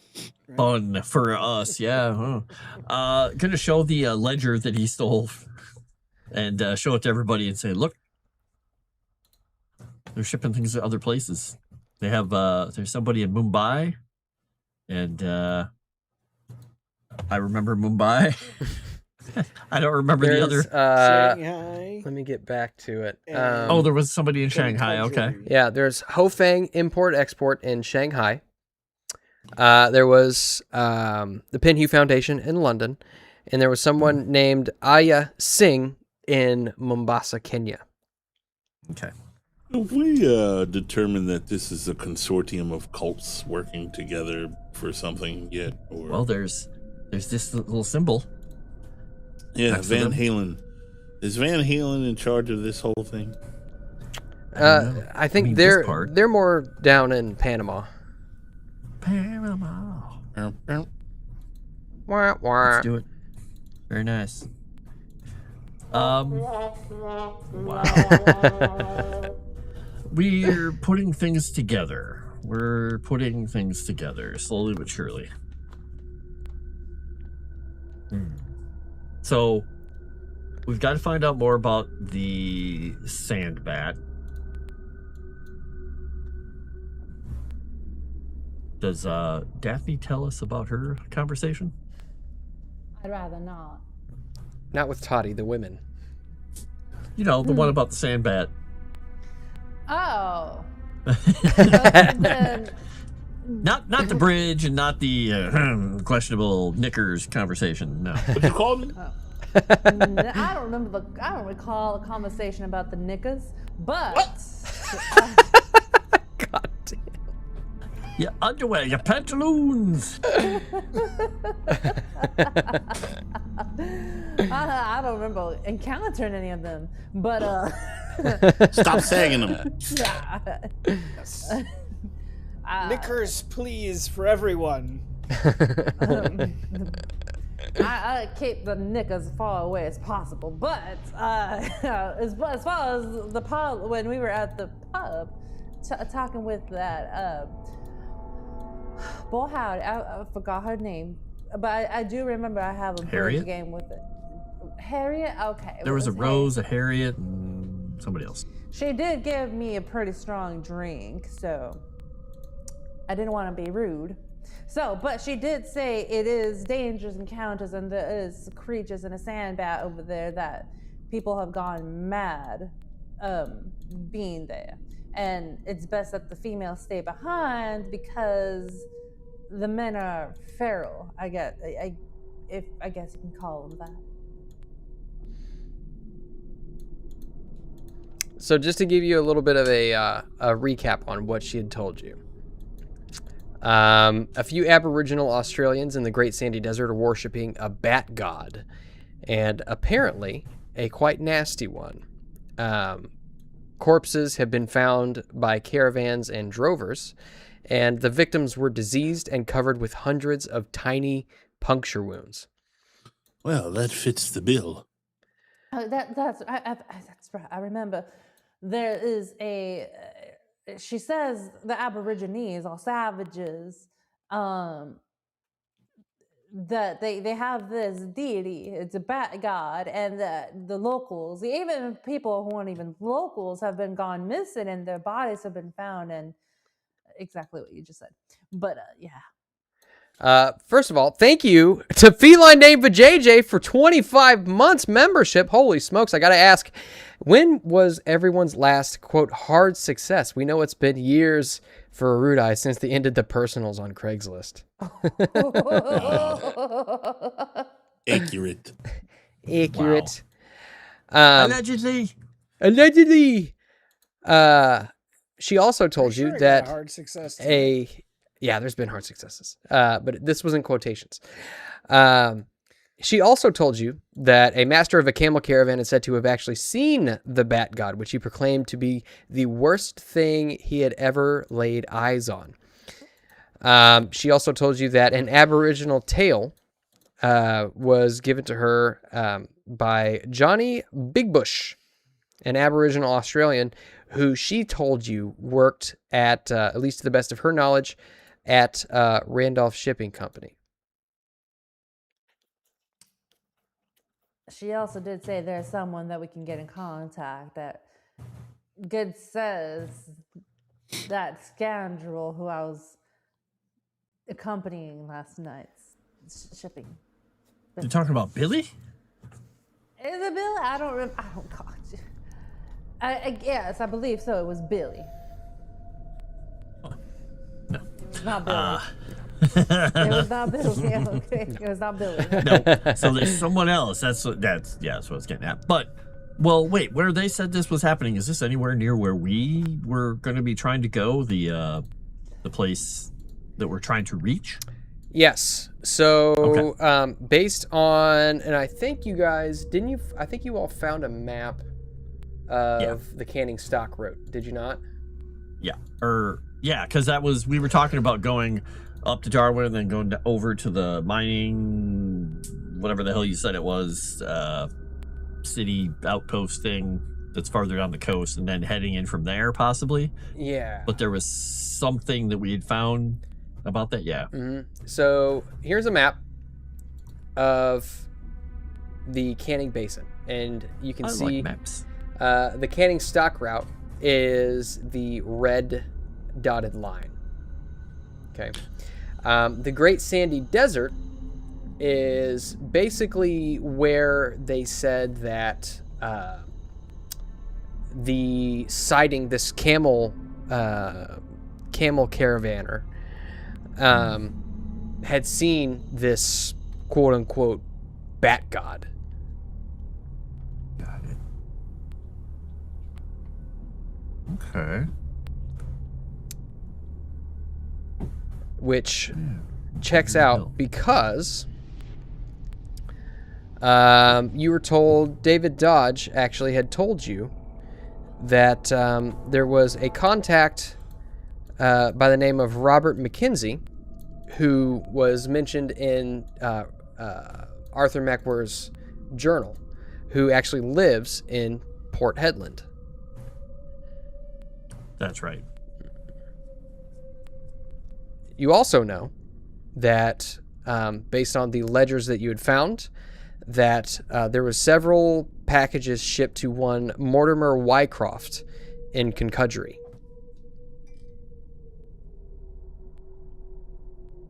Right. And it didn't have any info about him. We've never heard that name before now, right? The ledger was the only place we've seen it? Correct. Yeah. Okay. All right. Okay. Thank you, Alaska Well- Jeff, for the membership. Woo! Welcome, Alaska Jeff.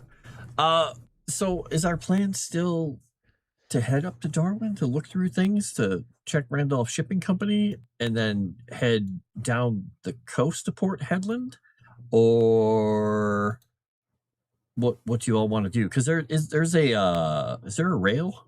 There was a I thought rail? we arranged a flight. Well, last to week. get to Darwin, I thought. Yeah.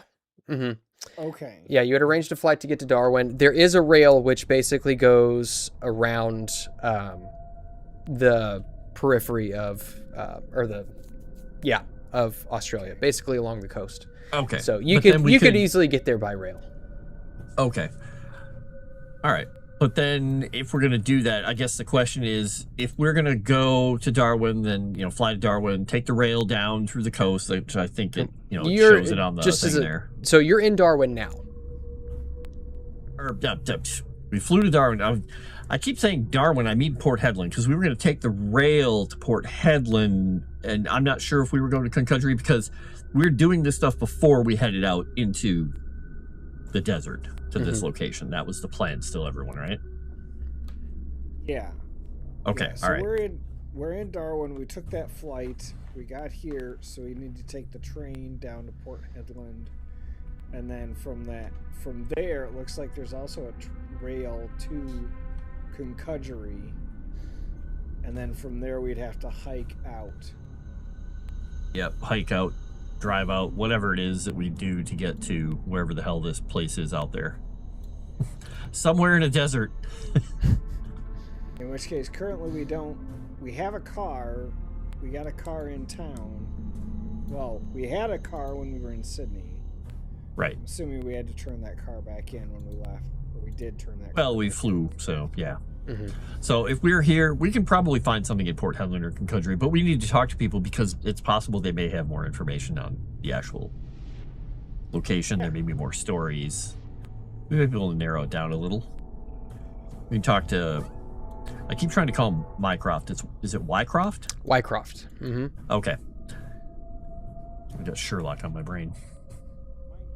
Okay. All right. I've got it all straight in my head, as straight as I can get it right now. Yeah, there's a lot. Got us arrested. That's all I gotta say. What? So, I guess we should probably rest for the evening. I suppose that means we should get. We're gonna be heading out on a train.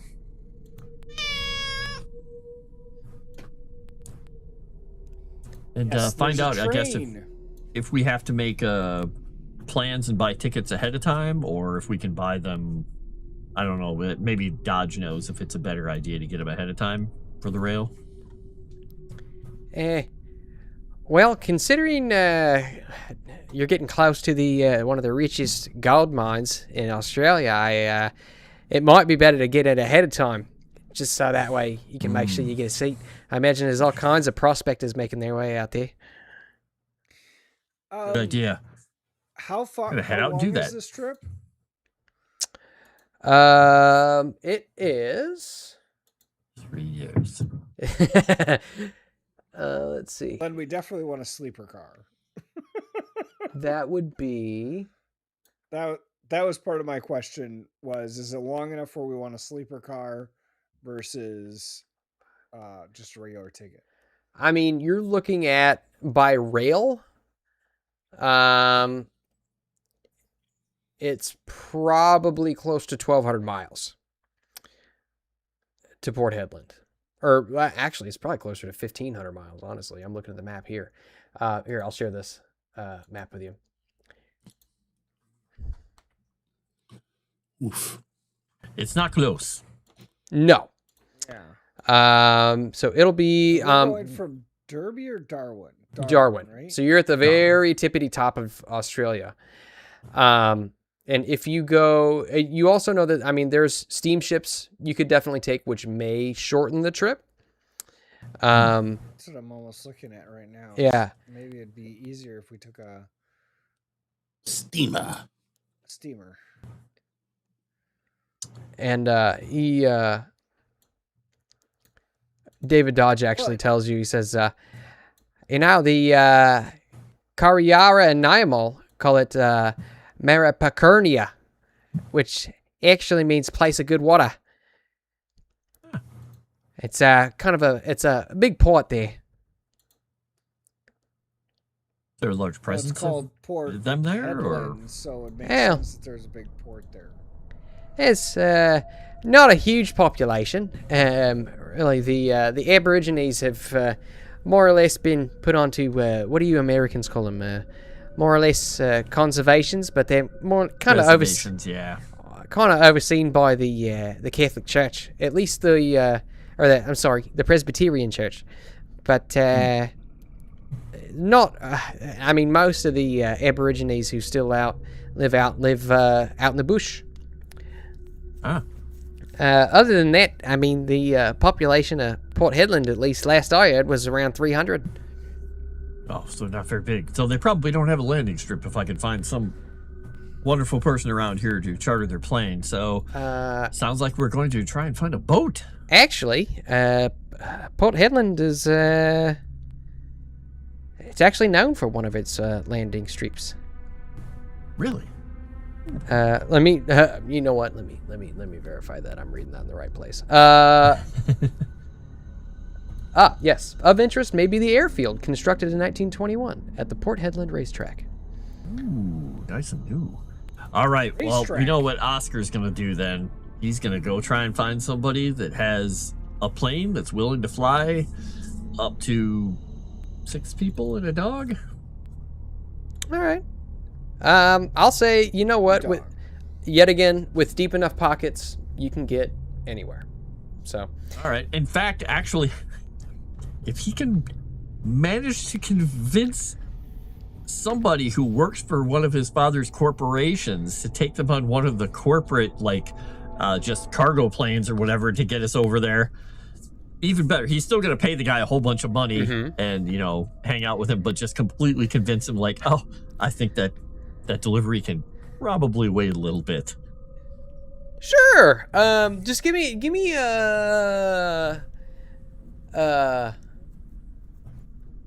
let's see. Who are you trying to persuade? Are you trying to persuade your father? Is your father still alive?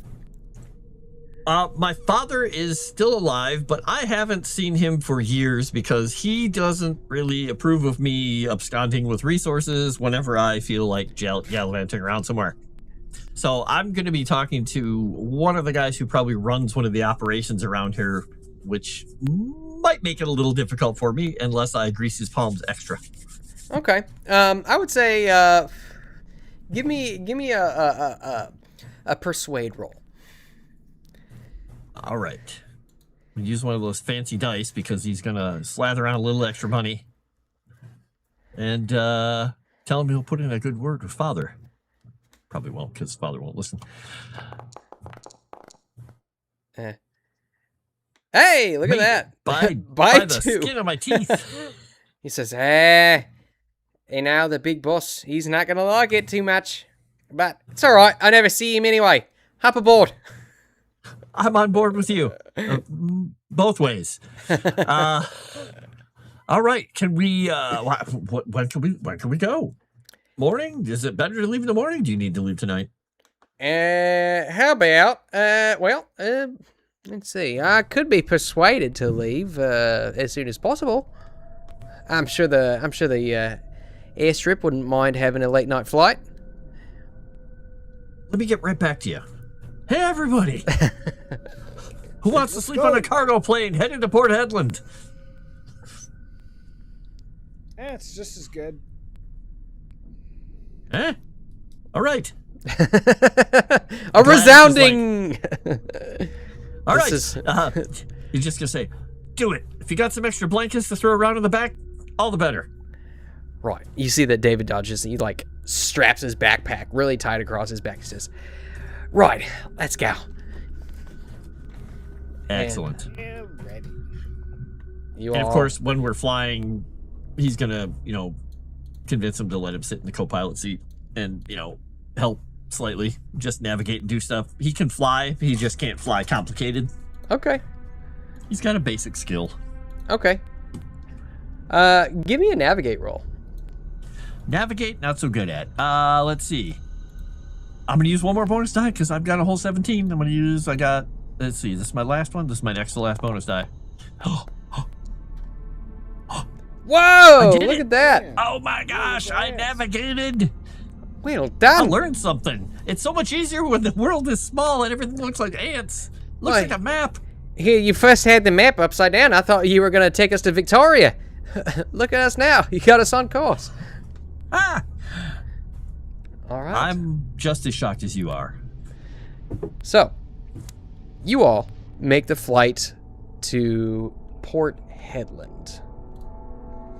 And it takes probably, I don't know how long that flight would be, 1,200 miles. You're probably looking at, on a cargo plane, probably about a 6-hour flight. Does that sound about right, maybe?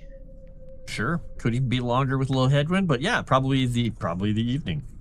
They don't call it Port Headwind for nothing. Get it? He almost hands him his flask. Wait, no. No. He reaches for it. Oh. And it arrives. You arrive without incident. The plane touches down, and you can see that the town just kind of extends almost like a little dot as you're kind of descending from the clouds. You can see the great sandy desert expanding before you, just almost barren nothingness with a few what look to be bodies of water, but at this point it's tough to tell if it's just heat refraction or if it's actually water. But eventually you touch down in Port Headland, and immediately you note that this town is quite small, especially for the size and quality of the airstrip. So I would like to ask to do one thing while we're landing. He's mimicking what the pilot's doing, just watching, trying to do it to see, because he's, he can pilot. I'm not going to try and land the plane, but I want to try and mimic and just be like, let's see how close he gets to actually not doing it all completely wrong. Do you have the pilot skill? Yeah. Go ahead and give me a roll for that. All right. In fact, I'm not going to use a bonus die. We're just going to let it go. Exactly the number I needed. No way. Yeah. You see that once we land, that he's probably going to be like, realize that the guy let him land the damn plane. You see, he's like, he has fished your your flask out, and he's just tipped it back while you're landing. Oh shit! And he looks and realizes that you have got it under control. Oh, all right, and tips it back again. I've never landed a cargo plane. I've never landed any plane. Well, yeah, not really landed. No. We're not talking about it. Nice to meet you. Let him keep the flask. Oh, much appreciated. Mark, by the way. Oh, all right, he's gone. And as we get out, the side of the airplane says, Nash Industrial on the side. All right, and there you are next to the racetrack. You can hear the sound of horses whinnying in a nearby stable.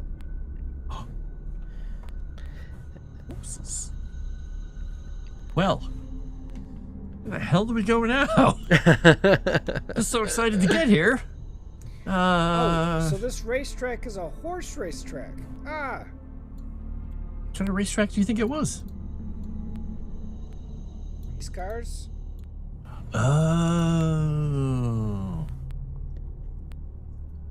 I suppose that makes sense. Yeah. It's becoming all the rage in Europe.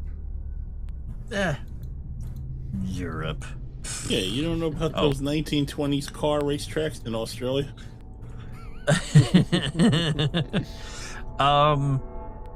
So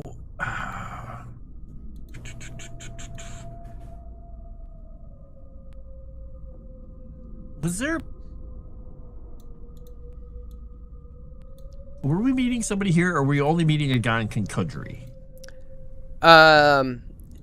Doctor, we talked about coming here. Yeah, Professor Dodge pipes up and says, Yeah, this is where Robert lives. Robert McKenzie. I know him, yeah, relatively well. I suppose we can perhaps stay with him. Oh, was he in the, was he in, I gotta move some pictures aside here. Close pictures. Was he mentioned in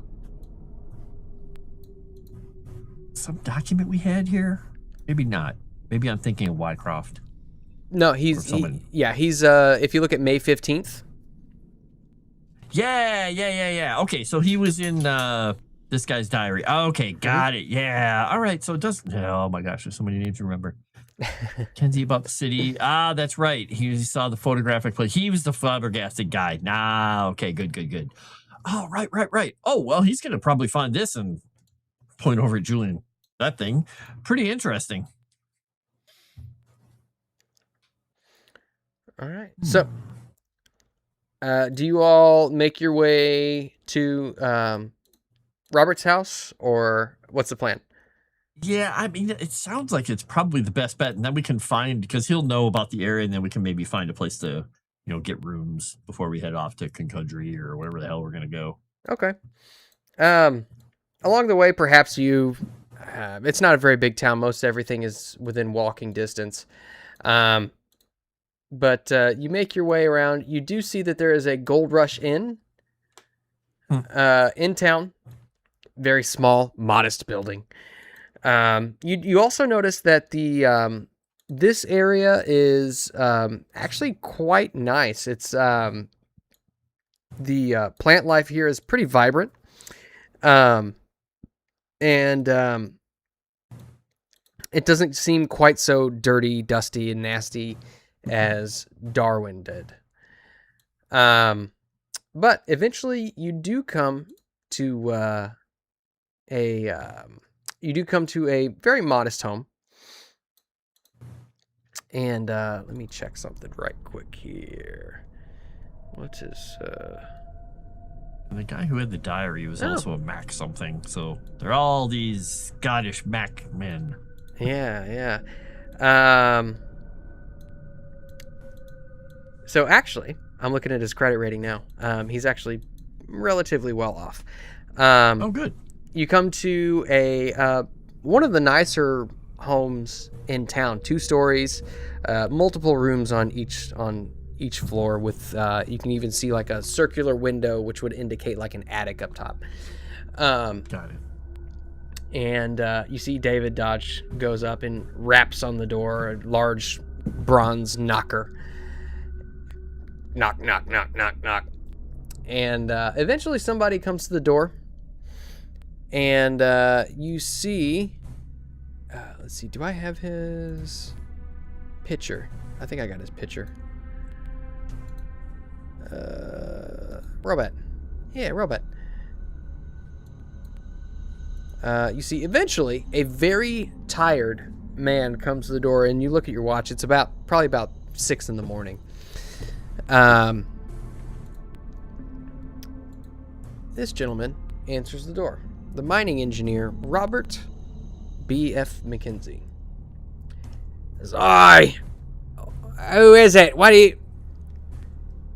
David, what are you doing here?" "Well, you see, my friends here have had some interest in Mr. Macware's diary, and wanted to follow up on it. Was hoping you might be able to help them out a little bit. You know how early it is. I understand that, but please, if you'll just humor us, I'm sure that you know, fine. You can see he's kind of like, he's still wiping the sleep out of his eyes, and he's just like, come in. You want some coffee?" Thank you. Oh, please. I can see I won't be going to bed anytime soon. All right, and he leads you inside, and there you can see a pretty... it's modestly decorated. You can tell that this guy's a bachelor. Not really much use for frivolities or anything like that. But he leads you into what looks to be a sitting room. There is a hearth inside that is not burning, as it is quite hot. already in this. You can tell that there's the temperature change was quite drastic. From night as morning comes on, the temperature rises quite quickly. But let me get that back up here.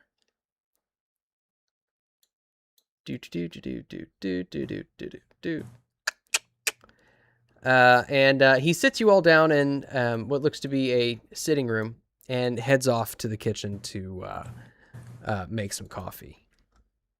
Okay. Just start peeking around, touching stuff, as Oscar does. All right. Is anybody else doing anything in the meantime? I wait for the coffee patiently. Okay. Play with the dog. I'm looking to see. Drinking water. No, nothing specifically for this one. So we'll just say that you can hear the sound of a phonograph fire up in the background. How's that? Cool. Here we go. All right. This is our favorite song on this show because we hear it all the time. And you can hear the sound of a tapping foot making its way back down the hall, and on the platter you can see Robert's carrying, probably 6 cups of coffee. How many of you are there? 6? Yeah, he's carrying 7 cups of coffee on a platter and just sets them down on a center table and just kind of plops down in a leather chair and takes a big gulp of the coffee, never minding the temperature of it, and says, "I saw you hear about Arthur's diary, eh?"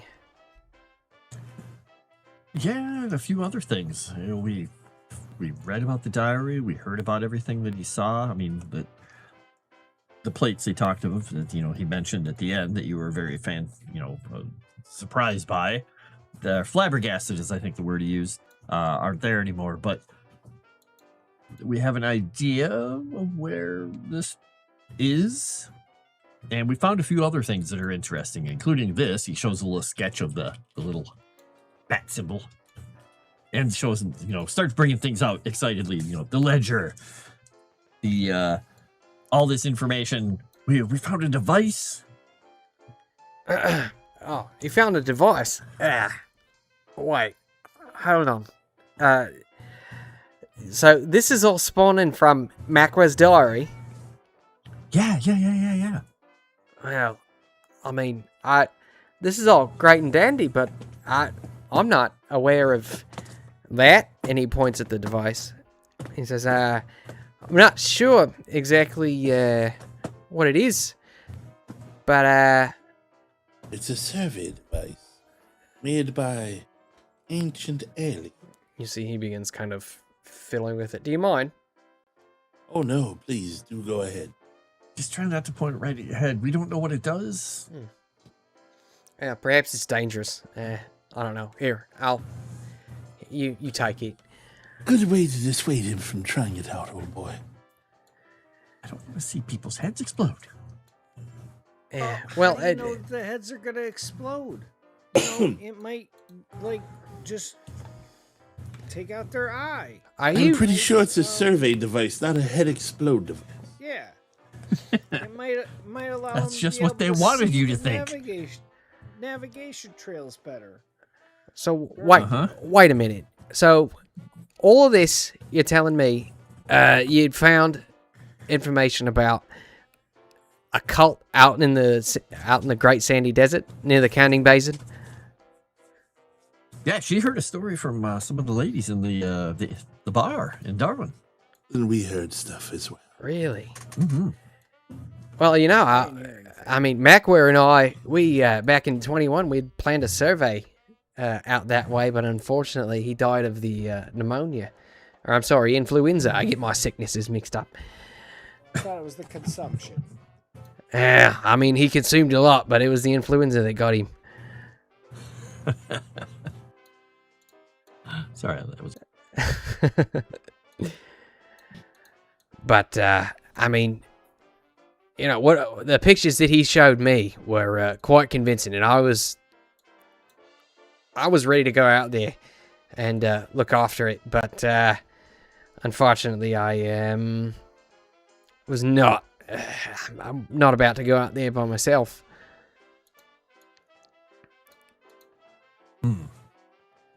So, can you describe the pictures? Yeah. You don't have them, correct? Is it Arthur Macware. Yeah, Arthur. Yeah. Yeah, he. So I did have the photo plates, but there was a curious incident with an American who came by who wanted to see him 2 or 3 years ago. He was also talking about Arthur's photographs, and I think, what did he say his name was? Mr. Houston, I think he said his name was. He didn't say how he learned about it, but he claimed to have been a good friend of Arthur's. I'd never met him though.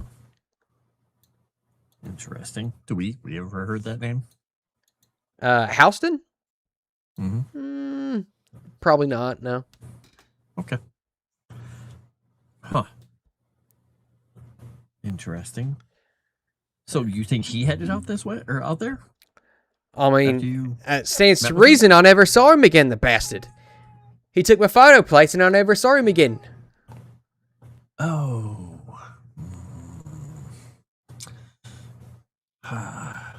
Well, that means we're gonna be heading out there with even less information.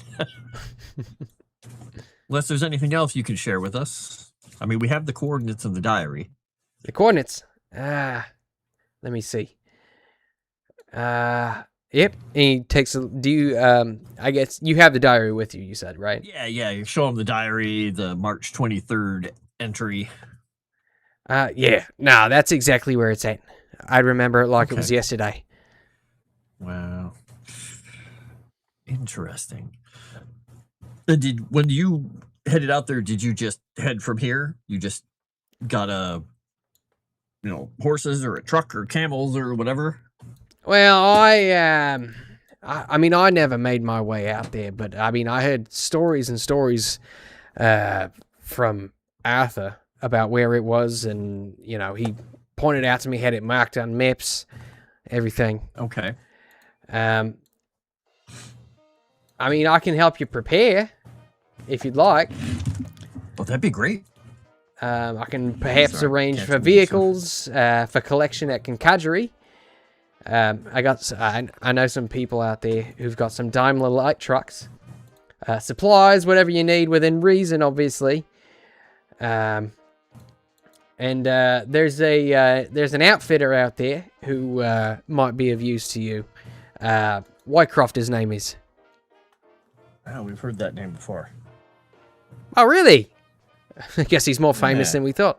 Yeah, he helps out a lot of people heading out into the bush, especially along the canning stock route. Interesting. Okay. And in the he was mentioning the ledger is getting something delivered, right? Or is he not mentioned the ledger getting something delivered? Wycroft was mentioned in the ledger as having had things delivered. Mm-hmm. Okay. A little suspicious about that, but okay. Interesting. All right. Well, this sounds fantastic. I think we came to the right person. Look over at Dodge. Give him a big thumbs up. Dodge has a big grin on his face of pride. I look at the man again. Are you sure you don't want to try this device? We'd really love to know how it works. Right. Well, I suppose I can take a look at it. And he takes it. Just give Julian another look like. He takes it. Disappointed soccer guy. And he You're begins so up for adventure. turning some wheels and moving some rods to and fro. Left to buy a tin of Vegemite 13 years ago. Never again. I'm gonna go ahead and use a bonus die on this.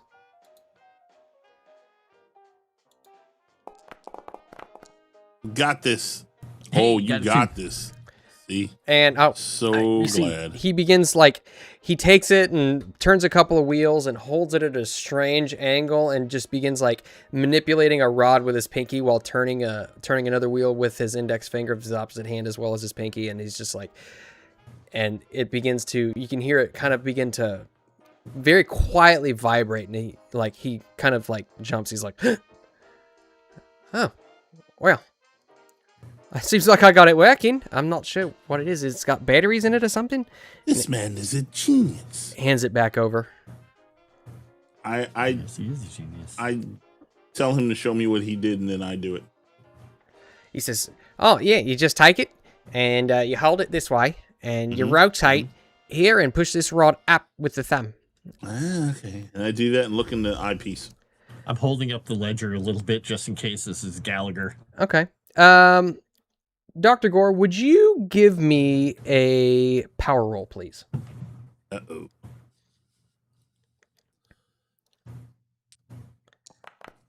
I have the power. As you look into this device, you kind of close one eye and look deeply into it, and it's just this bright white light until all goes black. And you all look and you see that Dr. Gore collapses in his chair. Great. The device just tumbles to the ground in a metal clang. What in the hell was that? What's going on? Is he all right? I knew it. I knew it. Kick the thing away from him. Look at him like, what would he do? He always grabs the wrist. He grabs his wrist. Trying to remember what he did. Remember his first aid. Is he alive? Give me a first aid roll. All right. God. He's gonna kill me. He's dead. Oh my God, he's great at it. No way. Holy shit. You can tell. Learn by watching you. Dr. Oscar, I am the best teacher on earth. As you like fumble around on his wrist, immediately you do find a pulse. Very, very slow pulse. But you can tell that he is alive. Oh, he's alive. But really, really, I don't know. Faint pulse. See, Robert McKenzie stands up as well as David Dodge, and they both stand up and stand over Julian. What happened? What is that thing? What did you bring into my house? Something dangerous, which is why I told everybody to stop sticking it in their face. Ah! Quincy, can you pick that thing up and just put it away? Don't look at it.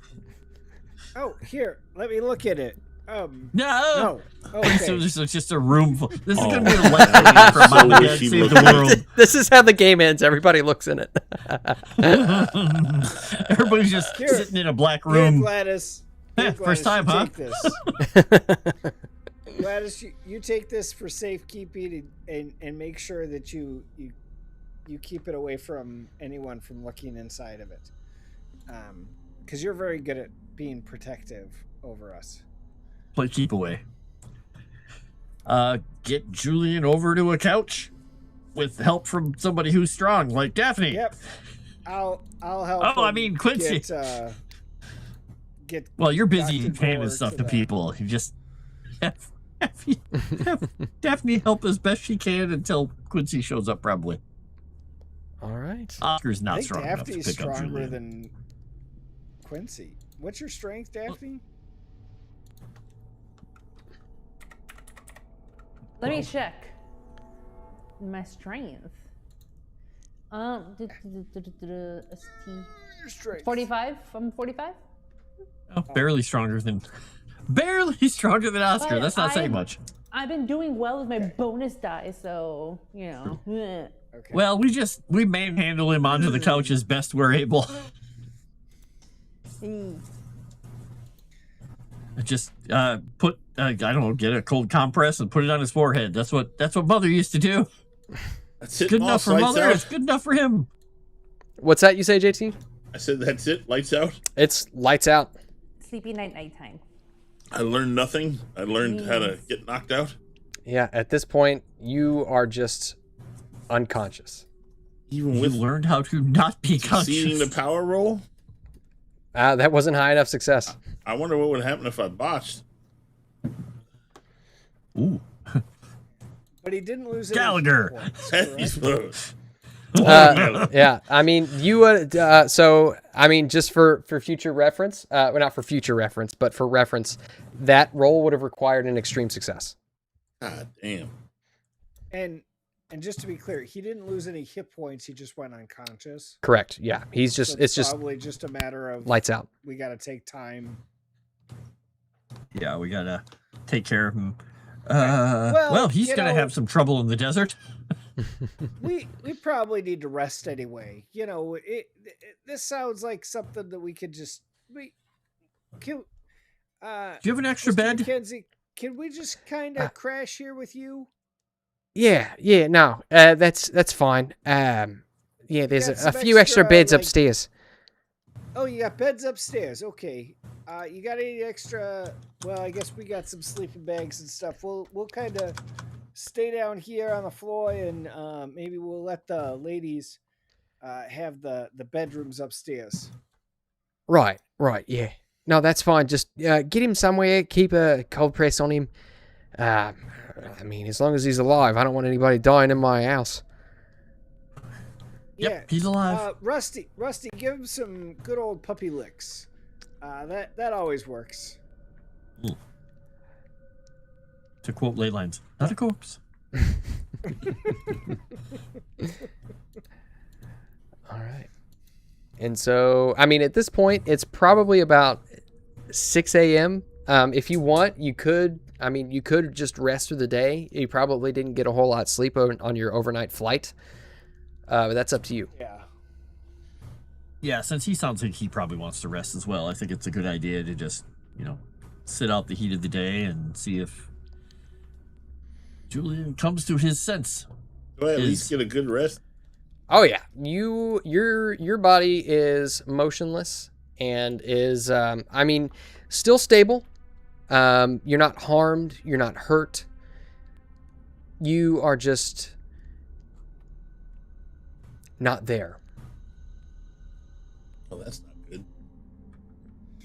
Yeah, I think Oscar, you're a little injured from that fence, right? Yeah. So I think yeah, we taking could a rest probably would be all use good. A little rest and heal up a little. Yep, I think this is a good idea. Okay. So, let's see. Let me make a quick note on something.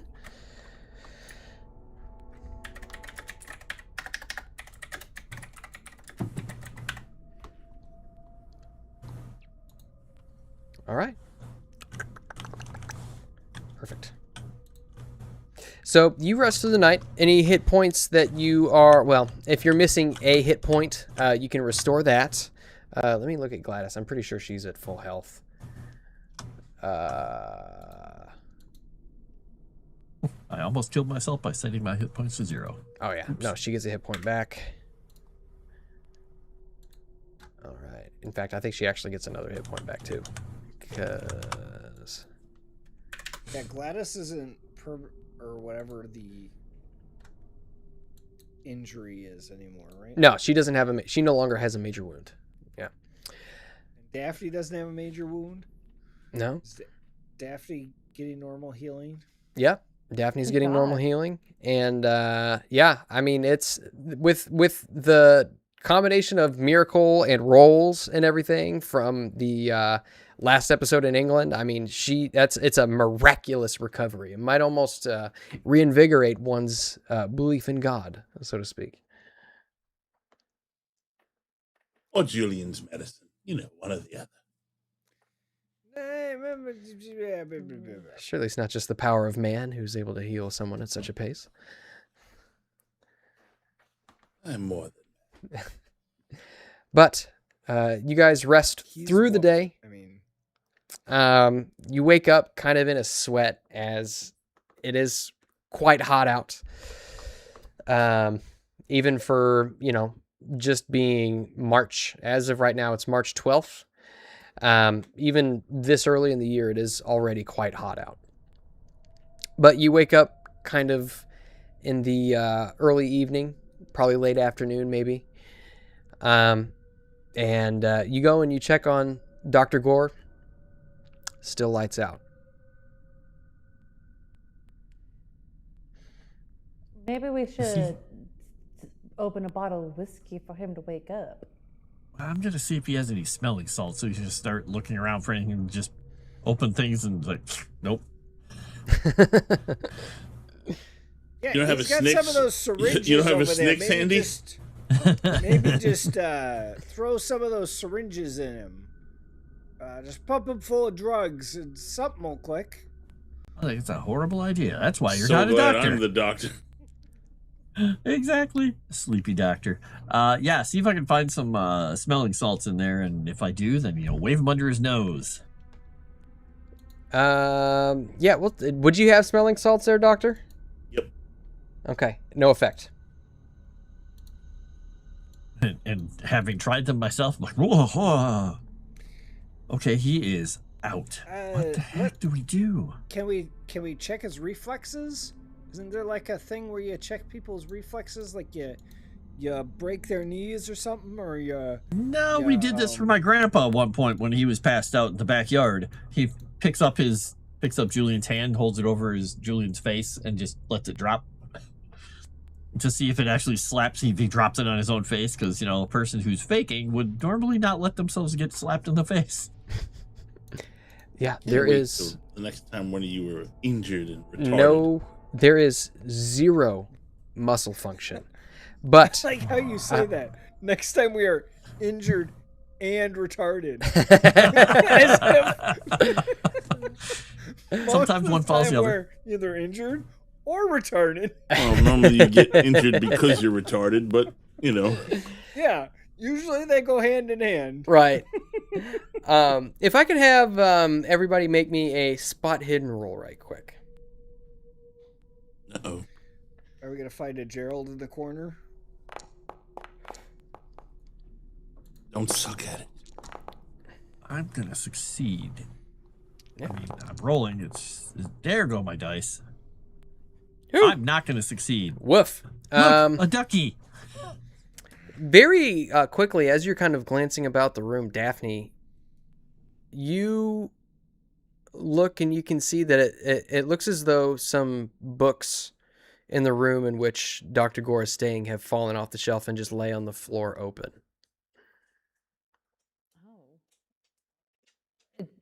Here's some books that so happened that fell down, and Gore didn't properly secure them on his bookshelf. That clumsy bastard. I would Look Gore at have his a bookshelf. look at his feet. Since we took his Why shoes would I off, have put a him in the bed. bookshelf Are his in this feet man's dirty? house? I'm trying to see if he was I'm like confused. sleepwalking. There's no indication of dirt beyond what might have been on the floor in the house, really. Okay. Okay. I don't know. I wonder if he's sleepwalking or if he was. Maybe. Well, I suppose I can't think of him shaking around in his bed. But Wait, did we leave him alone when we slept? That was just to ask. Like, did he do anything else that I wasn't sleeping near him. that he might have done and gone out by himself without us knowing and not telling us what he was out and about? Well, he seems rather unconscious. Just let his hand drop on the bed again. No response. Yeah, So- maybe we put one hand in cold water and the other one in warm water. Yeah, let's see if that will wake him up. I'm sure his bladder would be itching to get up to go make a pee break. I'm going to then suggest that we just, tuck him in with a sheet so he doesn't roll out of the bed or something. You guys always this retarded only when I need help. Always. Tuck him into the bed, and then just, since I'm going to be spending some time trying to, read that book in Arabic, just spend the rest of his day resting, since we're not going to probably be able to do a whole lot until he comes to. Just spend the day in the room to see if he, they'll have somebody spell me after a while because I don't want to be in there all day, but spend time just hanging out, seeing if he moves.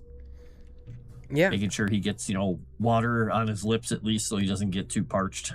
Yeah, I mean, throughout the time, if you want to give me an Arabic roll, just real quick, just to see if you can make heads or tails of whatever's in this book. Sure, I'm going to use my last die, too, because I have to roll a 1. Use my last bonus die. You got the. Oh, no, you don't got it. No, I missed it by 19. Yeah. That's okay. Yeah, it's tough to make heads or tails of this, especially with somebody who's basically just an introductory student and knows how to ask where the bathroom is at. Exactly. You do notice that there are no mentions of a bathroom in this book, strangely enough. The word does not occur at least even once. But you notice as you're reading the book, maybe every once in a while you'll kind of glance over and put a little water dropper on Dr. Gore's mouth just to wet his lips a little bit. You can see his chest moving very slowly. But even like if you look at his eyes, they are just they're not moving. If you open up his eyelids, fully dilated. It's almost as if it's just there's nobody there. Right. He's just like it's a husk. Gladys, Fuck it. what would happen if we put the thing back up to his head as if it? I don't know. Only Oh, you're asking That just Gladys? seems dumb. Yeah. I don't know. I don't want to cause more damage. I don't know. His brain probably got trafficked somewhere. Yeah, well, that's what I was thinking. Like, as if a brain got trafficked into that device.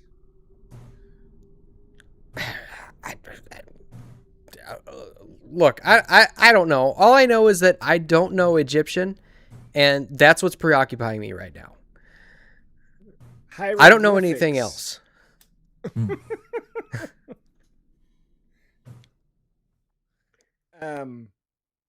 Well, you just go take a poop. On it. Wow.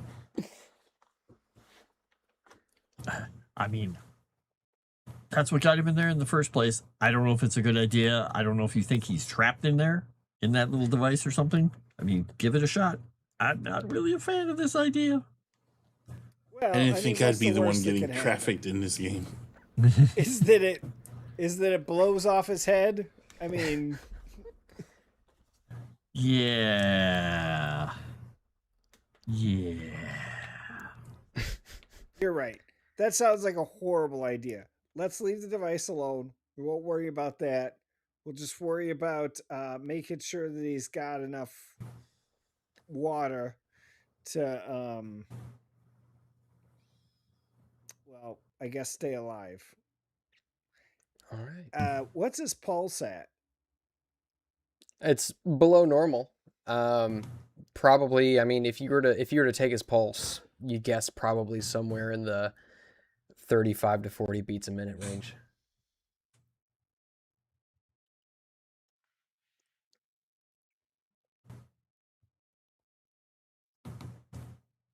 That's not high.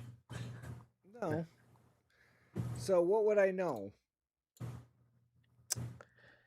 What are you trying to know? Is it are you trying to find something out like medical? Are you trying to find something out of another nature? What are you looking for? Right now I'm just looking for anything. Give me just an intelligence roll. An idea roll.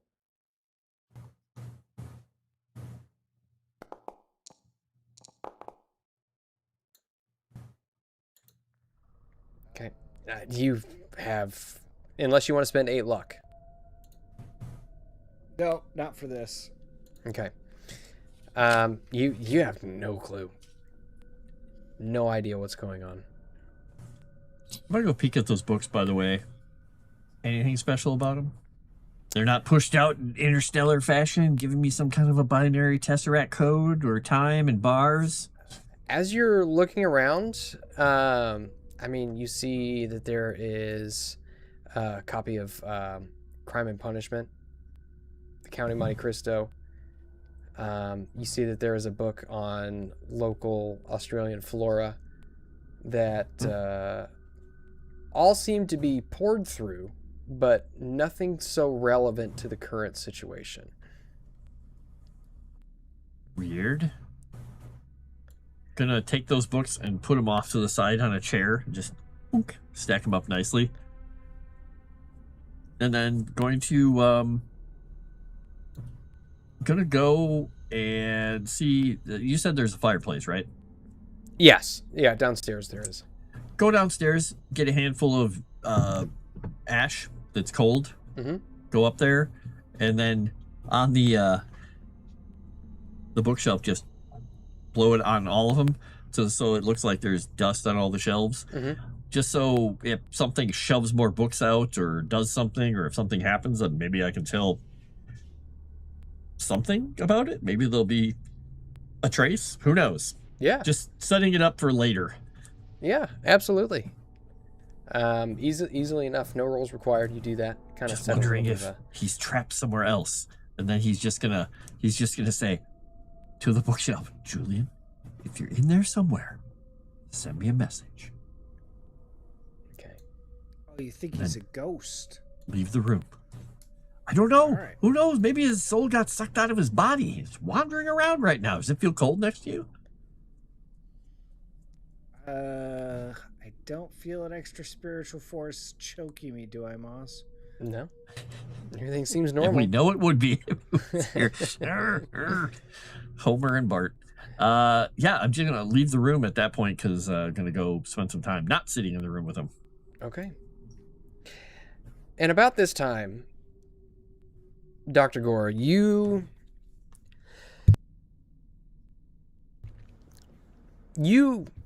come to consciousness in a room filled with multicolored lights. Oh boy. You see around you are these black basalt towers built at impossible angles, protruding from the walls with very strange geometry, stairwells that move sideways, and towers which twist and intertwine around each other. You hear the sound of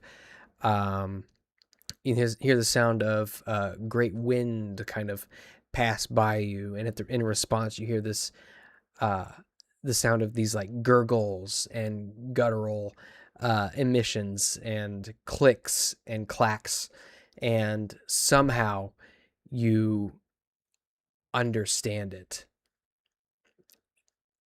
Whatever is making that noise is saying, they're coming.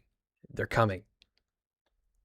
You hear the sound of electricity being whirred up around you, and you kind of set up and you bring your hands in front of you, and what you can see, as opposed to hands, you see two long claws extending out from these tubular arms with almost no rigidity to them, but strong.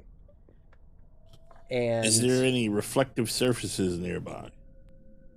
Everything seems to have this sort of black reflective sheen to it. I go look at something close so I can see my face. And what you see before you strikes fear into your heart. Oh, Jesus Christ. As you are now inhabiting the body of some strange extraterrestrial creature. Is this a Yiga, whatever the hell they're called? It's a Yiga. My Yiga. And that is where we are going to end tonight's episode a little early. But I thought that was a very appropriate place to end it. So, do I have its knowledge? no, you have your knowledge. Oh boy. And from what you know, I mean, this is not normal, but you know yourself as Dr. Julian Mortimer Gore, but you are in a strange, impossible place. And yeah, that's where we are going to end it. Now, what I will tell you is that I rolled behind the scenes, and Dr. Gore is going to be out for a while. And by a while, I mean a while. I mean forever? Not for I'm not going to say forever. But I do have a character sheet written up for a Dr. David Dodge that you, JT, may inhabit, or if you'd like, we can create a new interim character for you. That is totally up to you, although I will tell you, if it may entice you at all, Professor Dodge does have a war boomerang, so... And a backpack. And a backpack. I don't want to be some stupid Australian. All right. He's a smart Australian. That is smart Australian. Yeah, he's very smart. He no such thing. Definitely fictitious. Yeah, he knows Arabic, he knows Australian Aboriginal English. He's good with Aboriginal Australian lore as well as Australian outback lore. I mean, I'll let you take a look at his character sheet and you can decide there. I don't get to run around as an alien. I mean, only if you want to slow down the game to a snail's pace. Plus, I don't want to give too much away. Fun. So you're going to be cyber running while we're... All right. I don't know what you mean by that. Commander, if you're watching this, I'm sorry.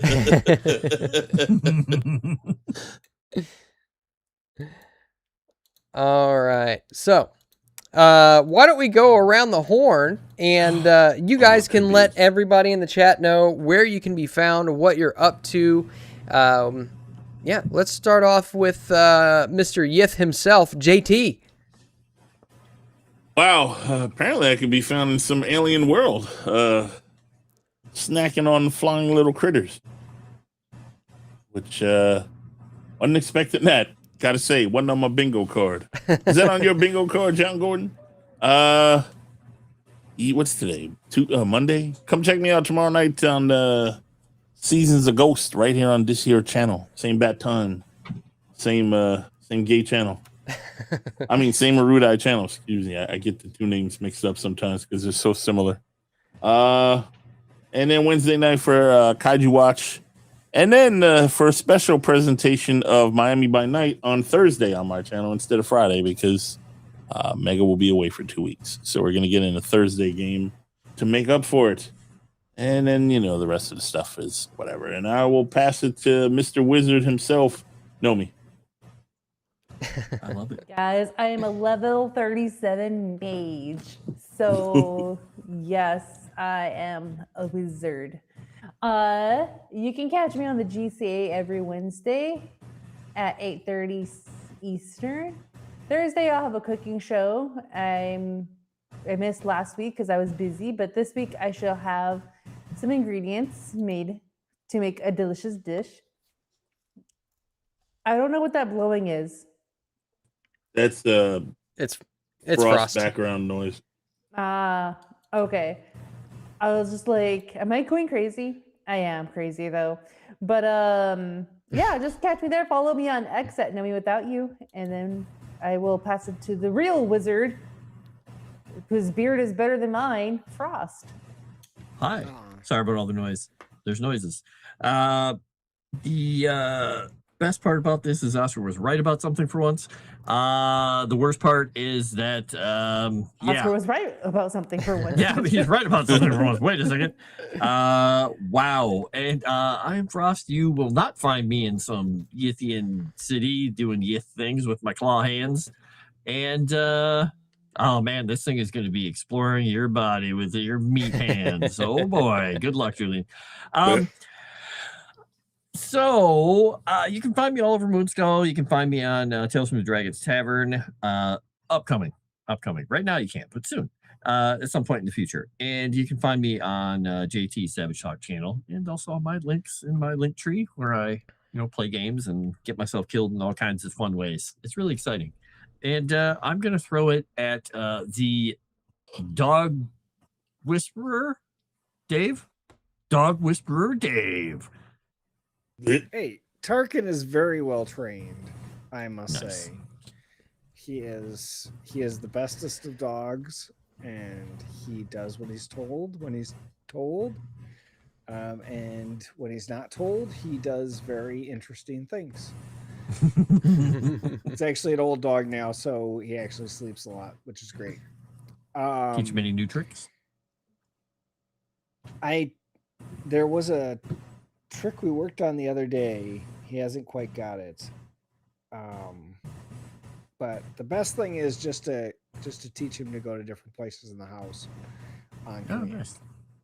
So, you can check me out on my channel. I'm here. I'm there. I drop videos every once in a while, very rarely. So, I don't really do much. I have to be sad and deal with death. So, that being said, I also have to deal with Moss, and he's not dying. But before I pass to Moss, Erudi's computer did die, and so please try and help Erudi to meet those goals on the channel, so that he may get a decent computer to be able to run these games for us again, and not rely on others. So do that. Support Erudi's new computer thing and those goals, and also support Moss in his adventure at transitioning into new things in life. It's a matter of time. I don't like that. I don't like the way you put that. What, new work opportunities, new games that you're starting on your channel? Look, the word has been hijacked, and transition means something completely different now. This is 2026. It's all transitioning. Well, Trying to bring it back, you little transformer. Oh, I like that. Moss is a transformer. you want to talk? We covered this at the head of the show. If you want to talk about Transformers, you can talk to Ashton. Okay, they're attacking her house. So She deals with a lot of them. Little Red, the Transformer.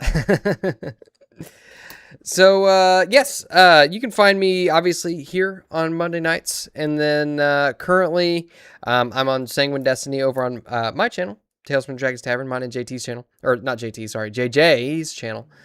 And then upcoming, look for announcements. I guess in the near future about a potential character creation stream for the One Ring Season 2. So you're definitely going to want to check that out. And if you haven't already, check out Jacob's Ladder. If you got some extra time, it's a little bit of a slow burn, but I think it ends very well. It's a good story, and the players are phenomenal.